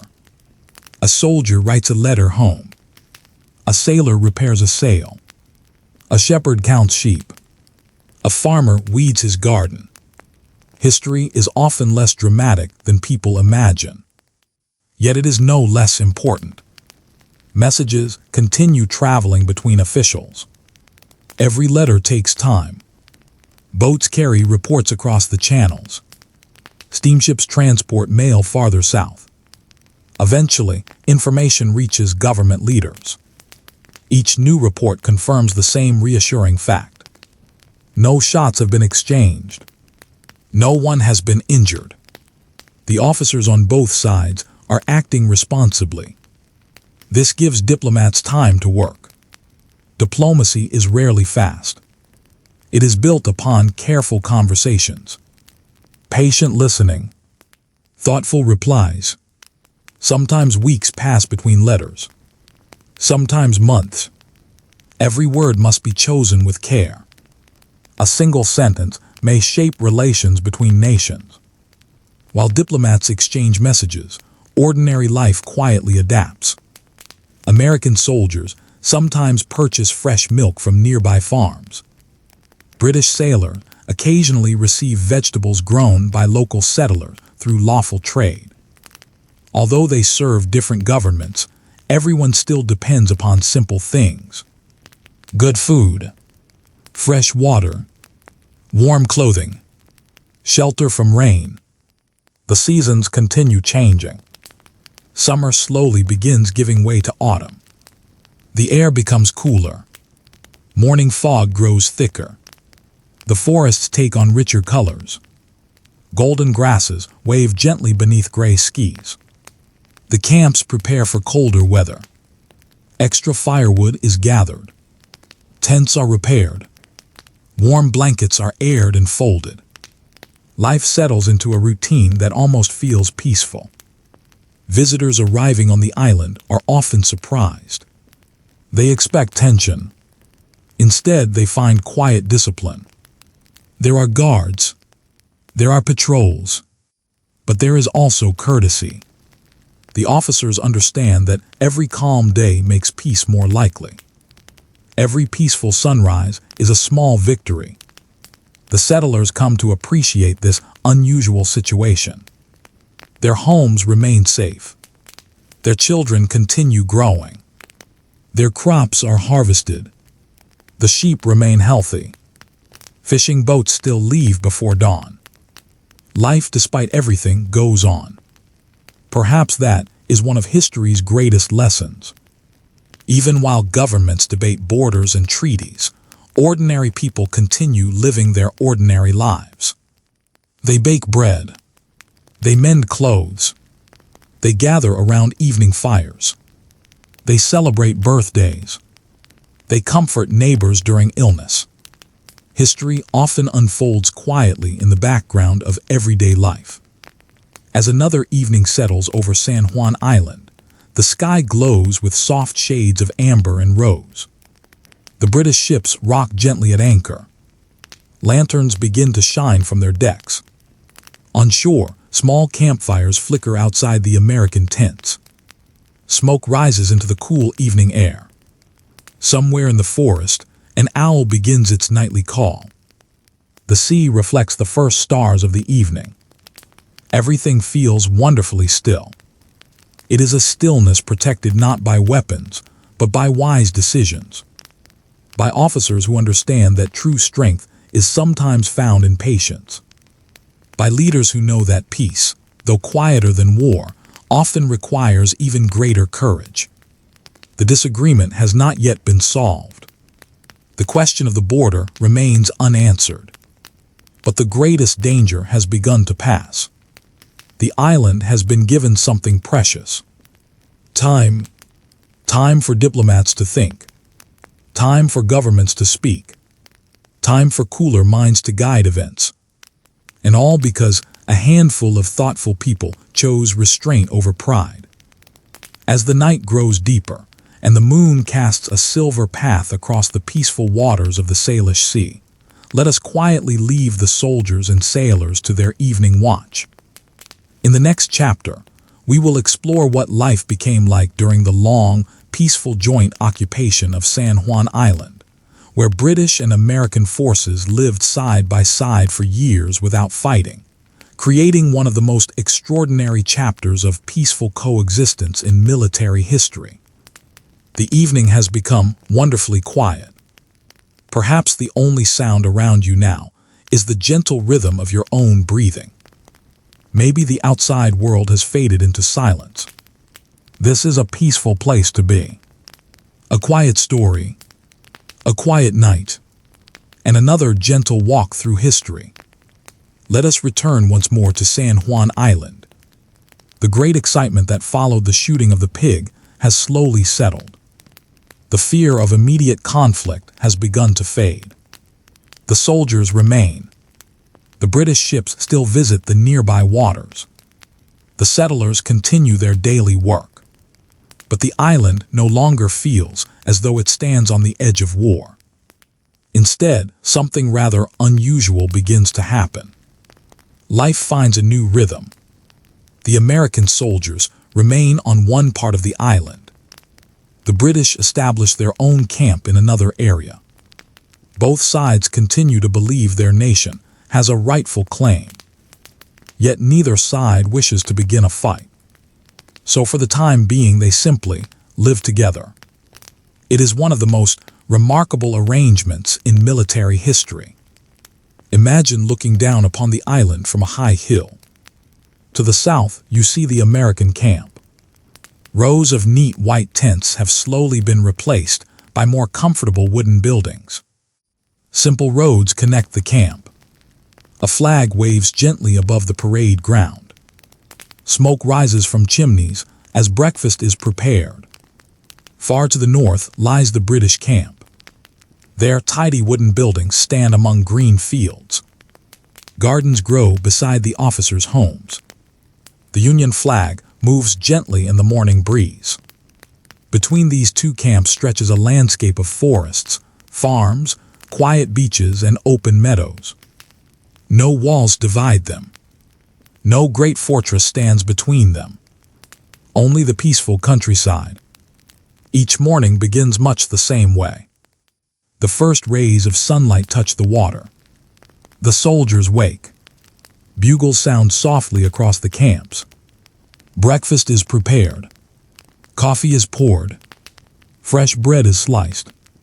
Simple meals begin another ordinary day. The American soldiers march during morning drills. Boots rise and fall together across the open field. Commands are spoken clearly. Rifles rest neatly upon shoulders. Everything is calm. Everything is orderly. Across the island, British soldiers perform their own routines. Uniforms are brushed clean. Equipment is inspected. The day's duties are assigned. Although the camps belong to different nations, their daily lives are surprisingly similar. Both armies value discipline. Both expect neat appearance. Both rely upon routine. Routine creates stability, and stability helps preserve peace. The soldiers soon become familiar with the island itself. They learn which trails remain muddy after rain. They discover the quiet beaches where driftwood gathers. They find the best places to watch sunsets over the water. Some spend free moments fishing from the rocky shoreline. Others enjoy long walks through the forests. The island begins to feel less like a distant military post and more like a temporary home. Imagine an American soldier sitting quietly beside the shore after completing his duties. His boots rest beside him. The cool sea breeze brushes gently across his face. He watches seals swimming just offshore. Above him, an eagle circles slowly through the blue sky. For a little while, thoughts of borders and governments fade away. There is only the sea, the forest, the sky. Across the island, a British soldier may be enjoying the very same peaceful moment. Different uniform, different flag, yet the same cool breeze, the same quiet waves, the same evening sky. History often reminds us that ordinary people living on opposite sides of a disagreement have far more in common than they first imagine. As the months become years, the camps grow more comfortable. The American camp gradually develops into a small community. Wooden barracks replace many tents. A blacksmith repairs horseshoes and tools.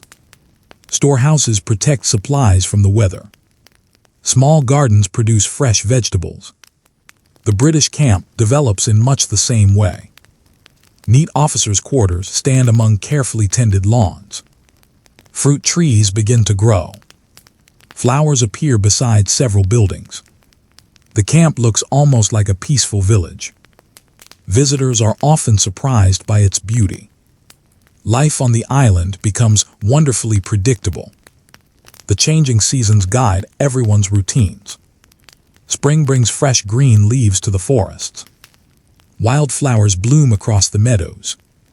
The sheep at Bellevue Farm give birth to playful lambs. Summer offers long daylight hours. Fishing improves. Gardens flourish. Children laugh while exploring the beaches. Autumn paints the island with warm colors. Golden grasses sway in the cool wind. Leaves drift gently to the ground. Families prepare for winter. Firewood is stacked neatly beside homes. Winter arrives quietly. Rain falls often. Morning frost sparkles across the fields. Snow visits occasionally, but rarely stays for very long. Inside the camps, evenings become cozy. Soldiers gather around warm stoves. Letters from home are read aloud. Stories are shared. Games are played. Music fills the rooms. A fiddle begins a familiar tune. Someone quietly joins in with a song remembered from childhood. Laughter follows. For a little while, Everyone forgets how far they are from home. The settlers continue visiting both camps. Fresh milk is delivered. Vegetables are sold. Eggs, butter, and bread find eager buyers. The soldiers welcome these simple comforts. In return, the settlers enjoy meeting new people from distant places. Some friendships slowly grow. People learn one another's names. Children become familiar faces. Life settles into peaceful coexistence. Occasionally, American and British officers meet. These meetings are polite, respectful, professional. They discuss practical matters affecting the island. Roads, supplies, livestock, local concerns. Each side understands that cooperation makes life easier for everyone. There are even stories of friendly visits between officers. Tea may be served. A shared meal enjoyed. Conversations turn toward family, travel, books, or the weather rather than politics. The officers know that they represent their nations. They also know that courtesy costs nothing. One especially pleasant afternoon, imagine two officers standing together overlooking the sea. One wears the uniform of the United States Army. The other wears that of the British Army. Together they watch a pod of whales slowly passing through the channel. For several quiet minutes, neither man speaks. There is simply nothing that needs to be said. Nature has given them something far greater than an argument. A moment of peace. Of course, not every day is perfect. Small disagreements still arise. A wandering animal, a damaged fence, a misunderstanding over supplies. These are ordinary problems found in almost every community. But they are handled calmly.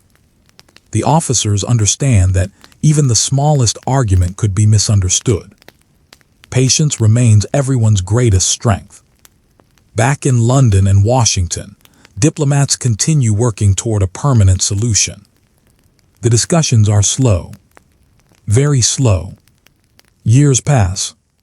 Governments change. New leaders take office. Yet the question of the border remains. The soldiers wait. The settlers wait. The island waits. Time itself becomes part of the story. Children who were very young when the pig was shot are now growing older.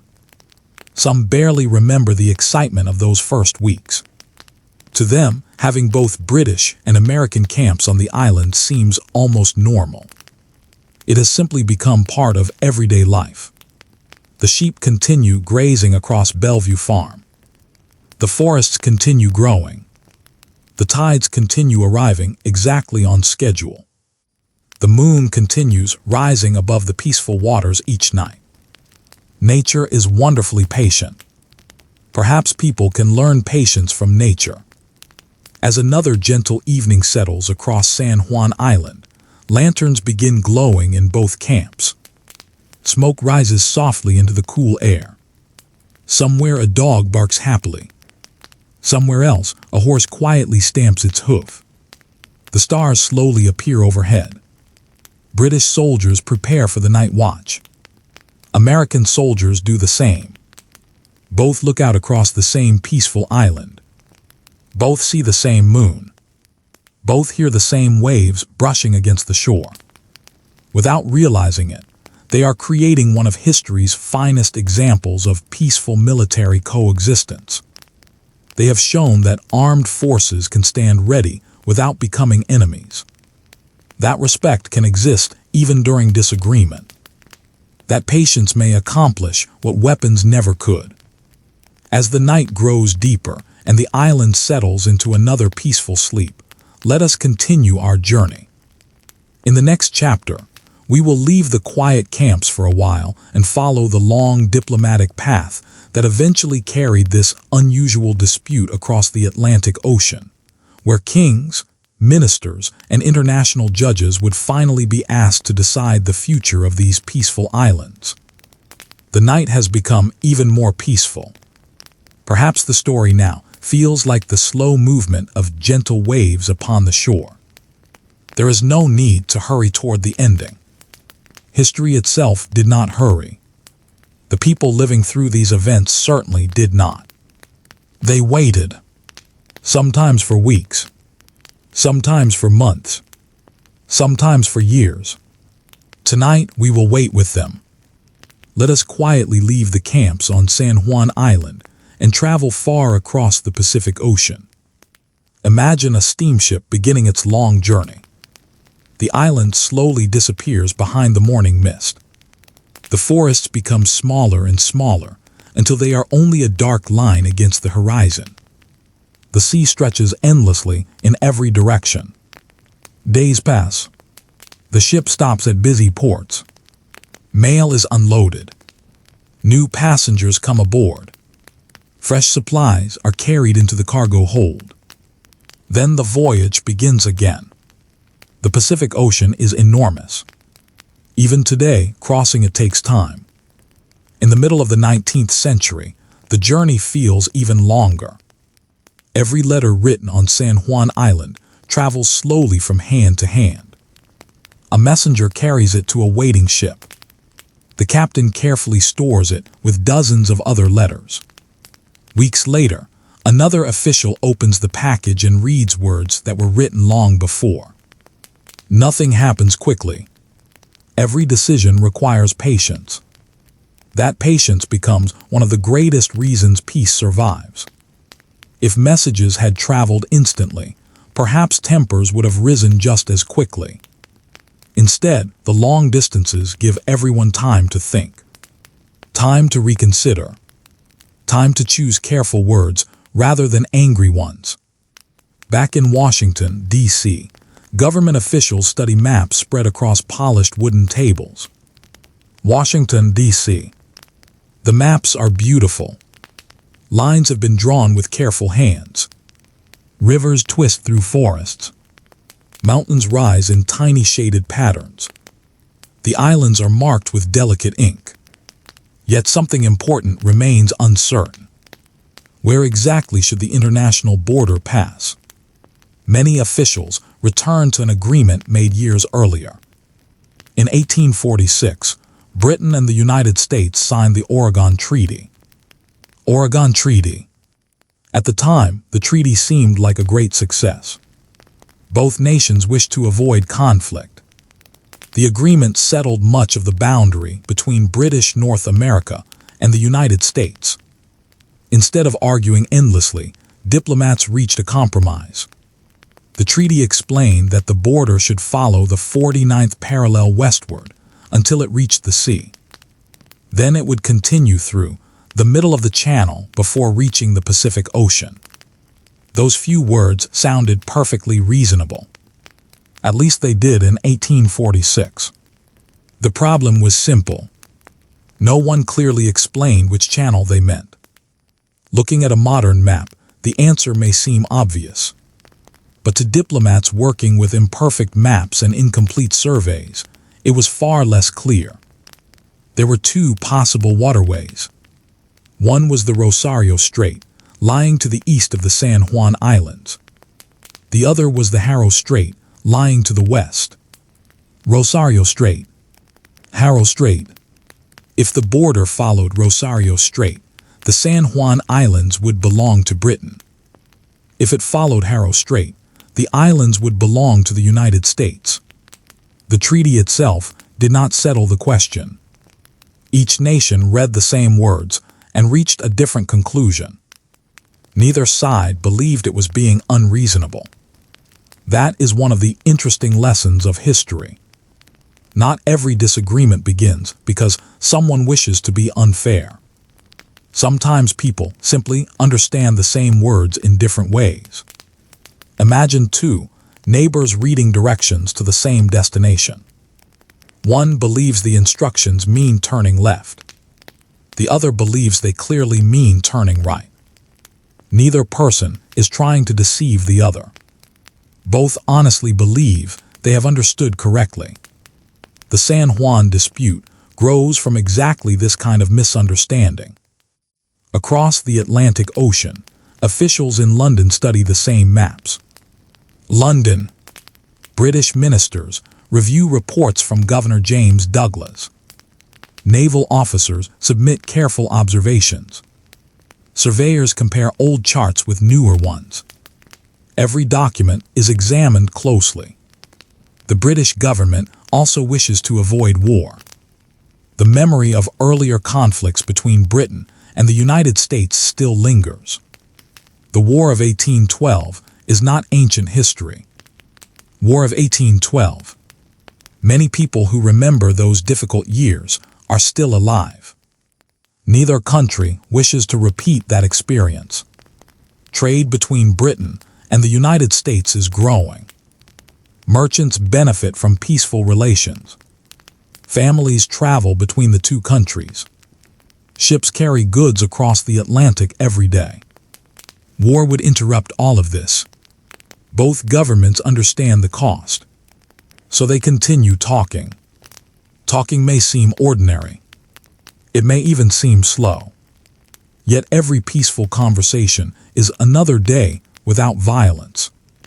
Back on San Juan Island, the soldiers know little about these distant discussions. They continue living their familiar routines. The bugle sounds at sunrise.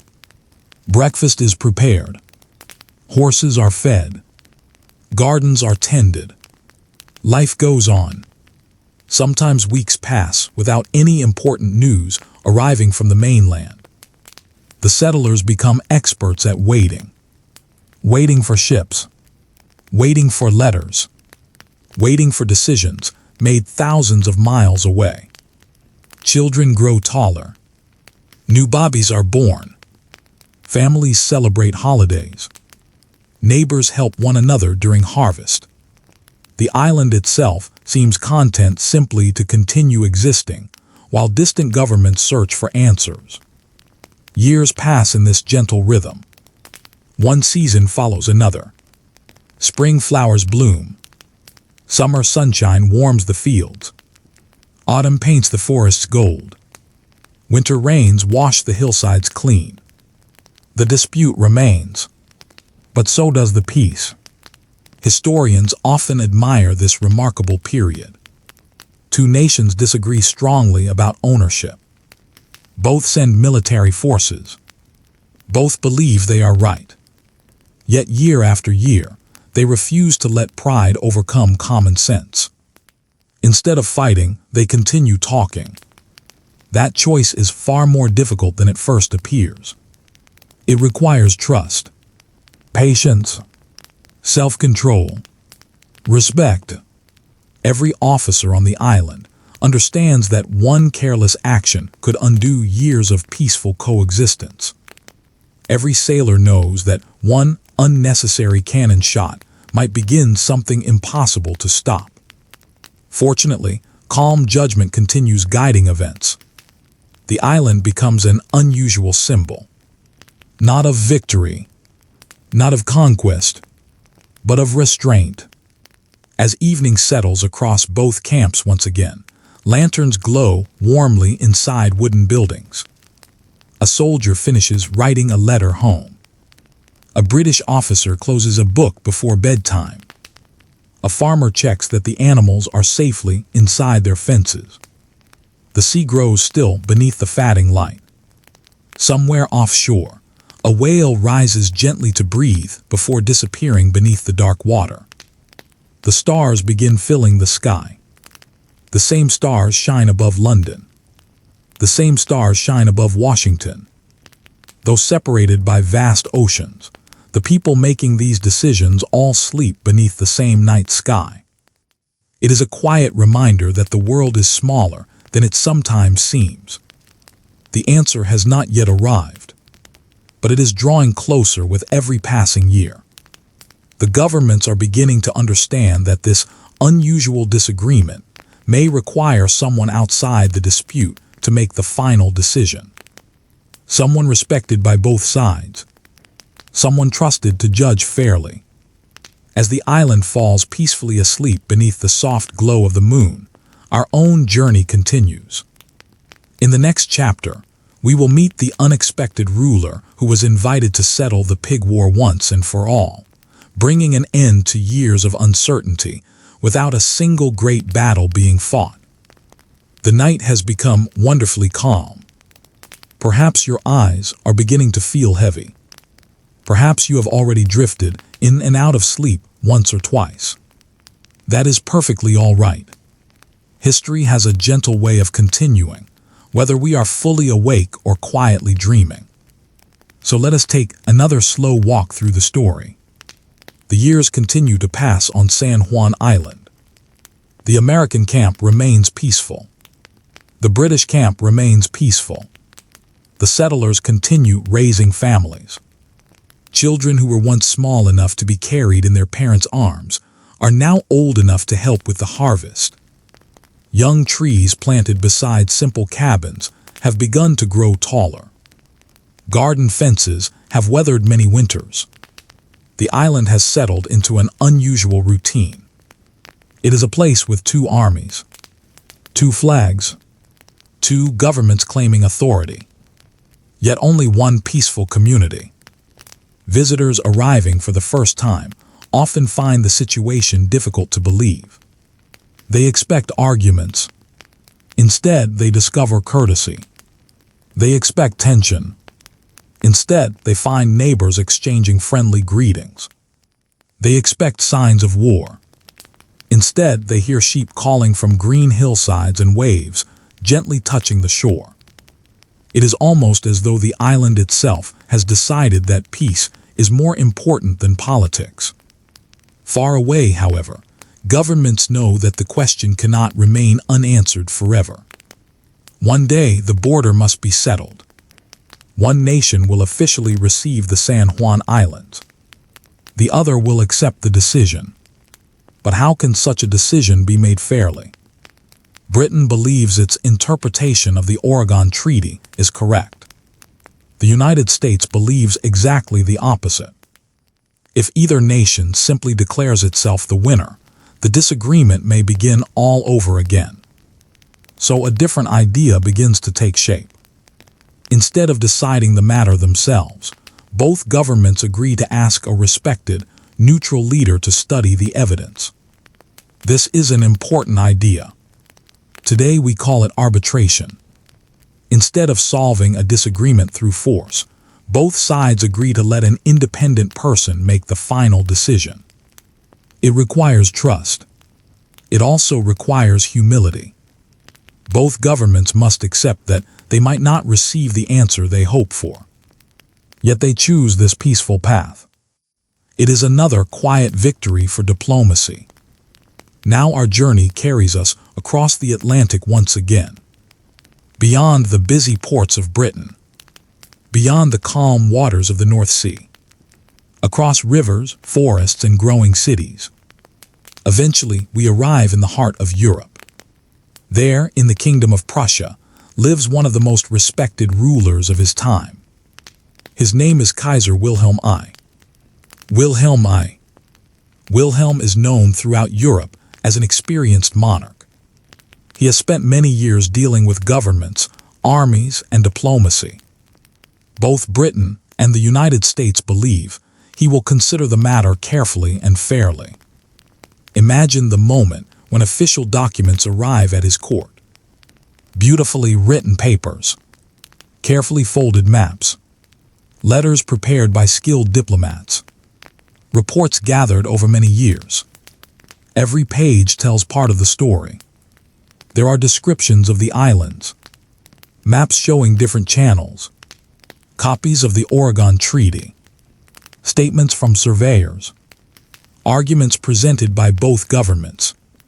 The disagreement that began with one wandering pig has now reached one of Europe's most important royal courts. Of course, Wilhelm does not study every document alone. He appoints a group of respected experts to examine the evidence. These specialists compare maps. They study the exact wording of the treaty. They review surveys made by explorers many years earlier. Every detail matters. Where exactly does the deepest channel lie? Which route best matches the language written in 1846. Which interpretation seems most reasonable? Weeks pass. Then months. The work cannot be rushed. Both governments deserve a careful answer. While these experts quietly study maps in Europe, life on San Juan Island continues much as before. The soldiers know that discussions are taking place far away. But they cannot do anything except wait. Waiting has become almost a way of life. Morning follows morning. Season follows season. The bugle still sounds at sunrise. The sheep still graze across Bellevue Farm. Fishing boats continue, leaving the harbor before dawn. Children still gather berries in late summer. Autumn winds still scatter colorful leaves across the island's winding paths. Time moves gently onward. Many of the younger soldiers have never known the island without both camps. To them, this peaceful arrangement feels completely normal. Some have become close friends with local settlers. Others have learned the names of nearby fishing spots. A few have even grown fond of the quiet beauty of island life. Imagine one peaceful evening. An American soldier walks slowly along the shoreline. Not far away, a British soldier is doing exactly the same. Neither carries anger. Neither wishes for conflict. They nod politely as they pass one another. Perhaps they stop for a brief conversation. The weather has been pleasant. The salmon are running well this season. The autumn colors are especially beautiful this year. Simple topics, ordinary conversations. It is difficult to imagine that these two men officially serve governments that still disagree over the ownership of the very ground beneath their feet. This peaceful coexistence becomes something rather special. Military officers from other places hear about the island. Some are surprised. Others are impressed. Here is an example showing that discipline does not always lead to battle. Sometimes discipline protects peace. As the experts continue their careful work in Europe, newspapers occasionally report updates. Readers in Britain wonder what the final decision will be. Readers in America wonder the same. Many people have almost forgotten how the disagreement began. They remember the pig. They smile at the unusual story. Yet they also understand that the larger question has always been the border itself. The pig simply brought the problem into the open. Without that wandering animal, the uncertainty might have remained hidden for many more years. History often works in curious ways. Small events reveal larger problems. One misplaced map. One unclear sentence in a treaty. One hungry pig. Together, they become part of an international story. Eventually, the experts complete their work. Their recommendation is presented to Kaiser Wilhelm. Now the moment everyone has been waiting for is close at hand. The years of uncertainty are almost over. Soon, one clear border will replace many uncertain maps. Soon, soldiers will no longer need to share the island. Soon, families will finally know which nation officially governs their homes. As another peaceful evening settles across San Juan Island, lanterns glow warmly inside both military camps. The waves continue their endless conversation with the rocky shore. A cool breeze carries the scent of cedar through the forests. Above, countless stars fill the night sky. The island waits quietly. It has waited for many years. It can wait a little longer. As the night grows deeper and sleep gently draws nearer, let us pause here for now. In the next chapter, we will hear the decision that finally ended the Pig War, discover how both nations accepted the result peacefully, and see why this quiet little island became a lasting symbol of patience, diplomacy, and the remarkable power of choosing peace over conflict. The night has become wonderfully still. Perhaps the room around you is quiet now. The day has slipped gently into memory. Only the soft rhythm of this story remains, carrying us slowly toward its peaceful ending. Let us return one more time to the beautiful San Juan Islands. The forests stand just as they always have. The cedar trees reach toward the sky. The sea moves gently around the rocky shores. The morning mist drifts quietly across the water before slowly disappearing beneath the rising sun. Nature has waited patiently through every discussion, every letter, every meeting between distant governments. Now, after many years, the waiting is almost over. Far away in Europe, Kaiser Wilhelm I and the experts he appointed have carefully studied the evidence. Every map has been examined. Every survey has been compared. Every sentence of the Oregon Treaty has been read again and again. The task has not been simple. The wording of the treaty leaves room for more than one interpretation. The geography of the islands is complicated. The waterways twist and turn through a maze of channels. Yet eventually, a conclusion is reached. In 1872, the arbitration is completed. The decision is announced. The boundary should follow the Haro Strait. Haro Strait. This means that the San Juan Islands belong to the United States. The years of uncertainty have finally come to an end. Imagine the quiet moment when the news begins its long journey across the oceans. Official documents are sealed. Copies are prepared. Messengers carry them to waiting ships. Steamships cross the Atlantic. Railroads carry the news across North America. Smaller boats deliver the final letters to the Pacific Northwest. The decision travels slowly, much more slowly than it would today. But eventually, it reaches the people who have been waiting so patiently. The officers on San Juan Island read the official announcement.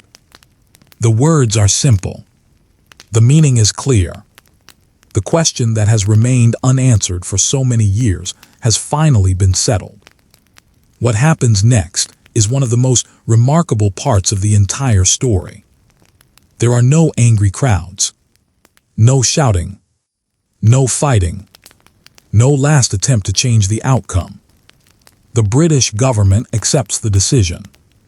The United States accepts the decision. Both nations honor the agreement they had made before the arbitration began.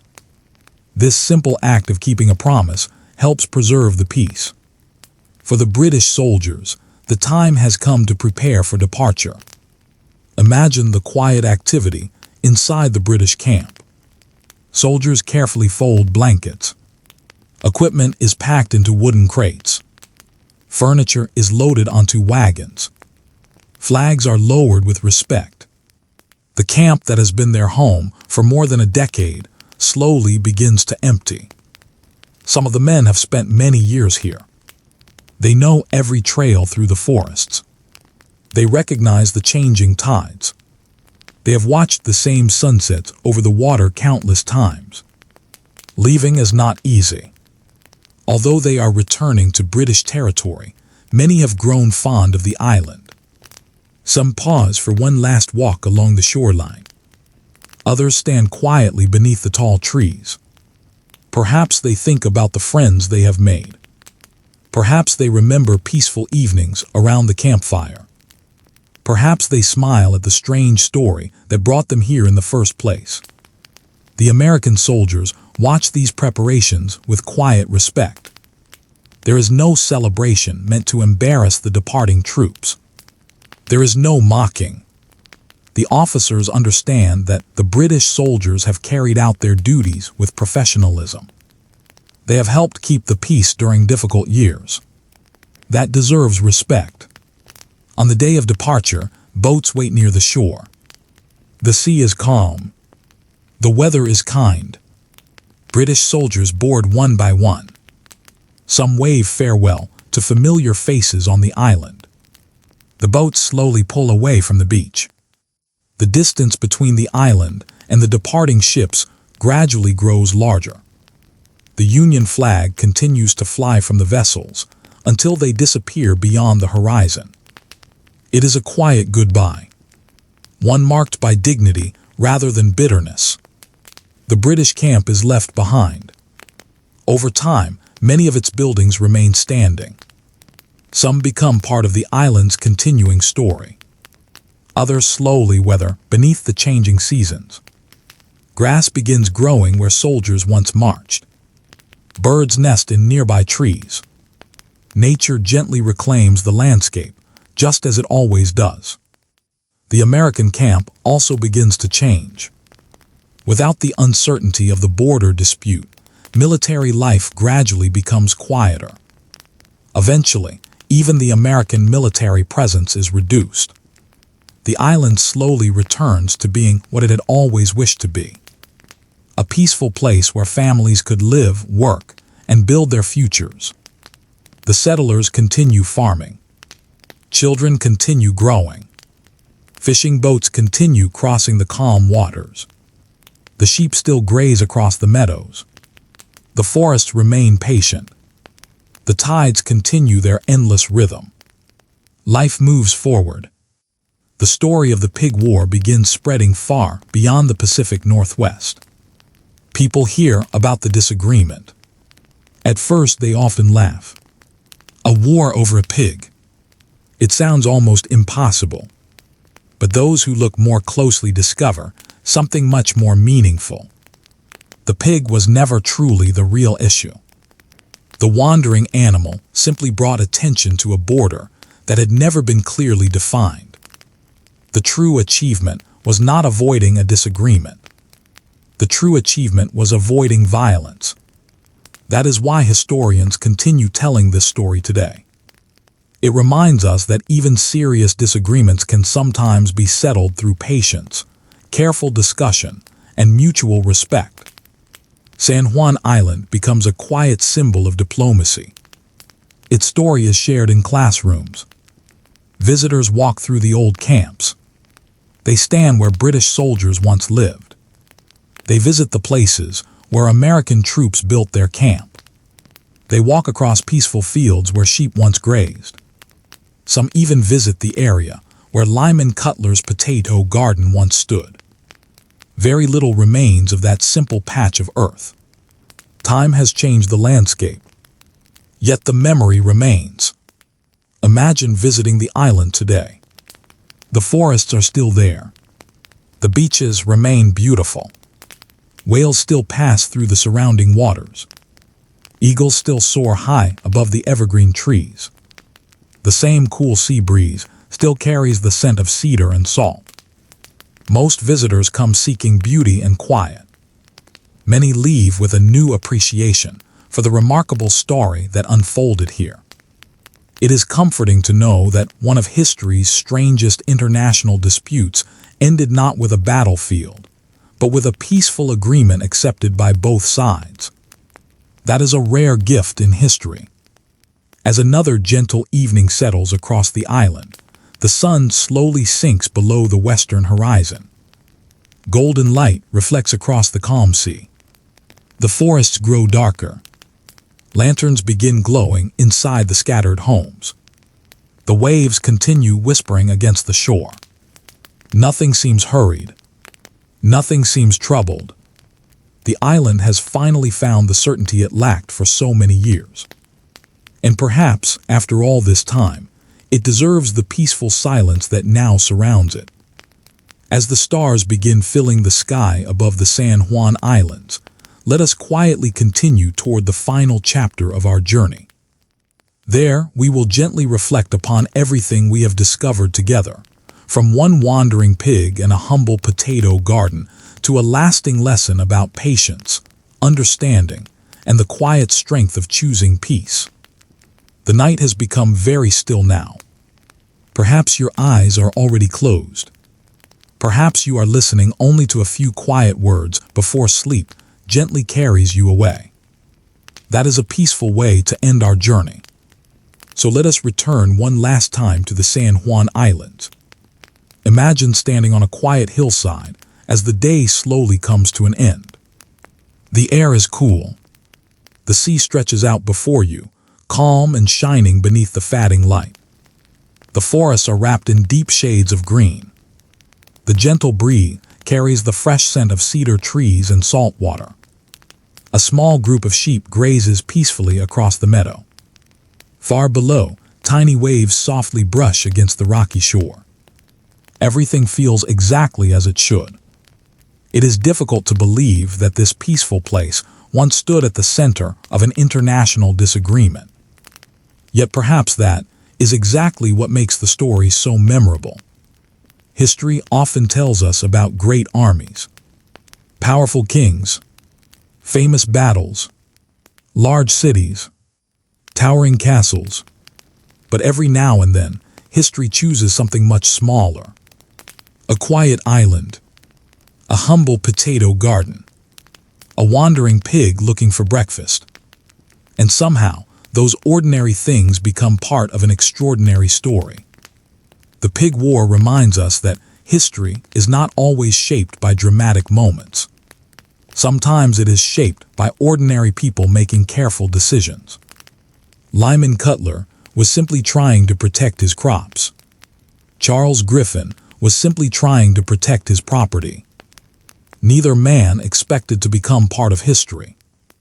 Neither imagined that their disagreement would one day appear in books around the world. Neither could have guessed that people more than a century later would still smile at the unusual tale. Yet perhaps the pig itself deserves a small moment of remembrance. It never understood borders. It never read treaties. It never studied maps. It simply followed its nose toward a field of delicious potatoes. In its own simple way, it reminded two nations that an old question still needed an answer. The pig became famous without ever knowing it. That thought is strangely comforting. History sometimes moves through the smallest and most ordinary moments. As we look back across the years, another part of the story becomes even more important. The soldiers, the sailors, the officers, the settlers, all of them had opportunities to allow anger to grow. Instead, most chose patience. Imagine the American soldiers standing quietly beneath the evening sky. Their rifles remain at their sides. Their camp is peaceful. Across the island, British soldiers finish another ordinary day. Lanterns glow warmly inside their wooden buildings. The two camps watch one another. Yet they do not become enemies. Instead, they become neighbors. That is a rare and beautiful thing. It reminds us that respect does not require complete agreement. People can disagree honestly.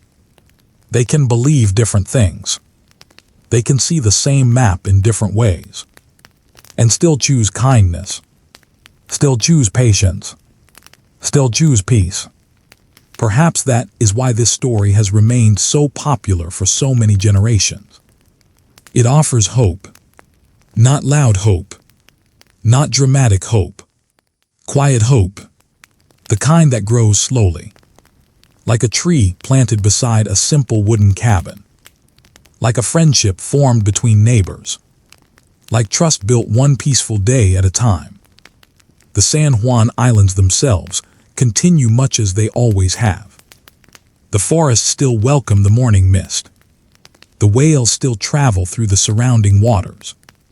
Orcas rise gracefully to breathe before slipping beneath the waves again. Harbor seals rest upon warm rocks beneath the afternoon sun. Bald eagles circle high above the evergreen trees. Wildflowers bloom each spring. Autumn colors brighten the hills. Winter rains wash the forests clean. Nature quietly continues its endless rhythm. Visitors who travel to the islands today often speak about their peaceful beauty. Some walk through the remains of the old British camp. Others visit the former American camp. Many stand quietly beside the shoreline, looking out across the same waters where British warships once rested peacefully at anchor. It is difficult to imagine that these calm shores almost became the setting for a war. Perhaps that is the greatest success of all. Nothing happened. No battle. No great loss. No villages destroyed. No families separated by violence. Instead, people talked. They listened. They waited. They trusted. And eventually, they found an answer together. History does not always give us endings like this. That makes this one especially precious. As we slowly prepare to leave the island behind, let us take one final gentle walk. The sun has now disappeared beyond the western horizon. The sky glows softly with deep shades of blue. The first stars appear one by one. The forests become quiet. Only the gentle sound of waves reaches your ears. You walk along a narrow path lined with tall cedar trees. The cool evening air feels fresh. Somewhere nearby, an owl begins its quiet nightly call. Far offshore, a whale rises once before disappearing beneath the dark water. The moon slowly climbs into the night sky. Its silver light stretches across the calm sea like a peaceful road leading toward the horizon. The island is asleep. The sheep are resting. The birds have tucked their heads beneath their wings. The camps that once stood watch over this land are long gone. Only memories remain. And perhaps that is exactly how it should be. The land belongs once again to quiet mornings, gentle sunsets, soft ocean breezes, and peaceful nights. Thank you for joining me on this slow journey through one of history's most unusual stories. From ancient forests to distant sailing ships, from careful diplomats to patient soldiers, from a simple potato garden to a lasting lesson in peace. We have wandered together across a small island that quietly changed the course of history, not through victory in battle, but through wisdom, restraint, and understanding. As you settle into the quiet of the night, may your own thoughts become as calm as the still waters surrounding the San Juan Islands. May your dreams drift gently like the morning mist across the evergreen forests. May your rest be deep. May your night be peaceful. And wherever tomorrow may take you, may you carry with you the quiet reminder that sometimes the greatest victories are the ones where no one needs to fight. Good night. Sleep well. And I hope to meet you again soon for another gentle walk through history.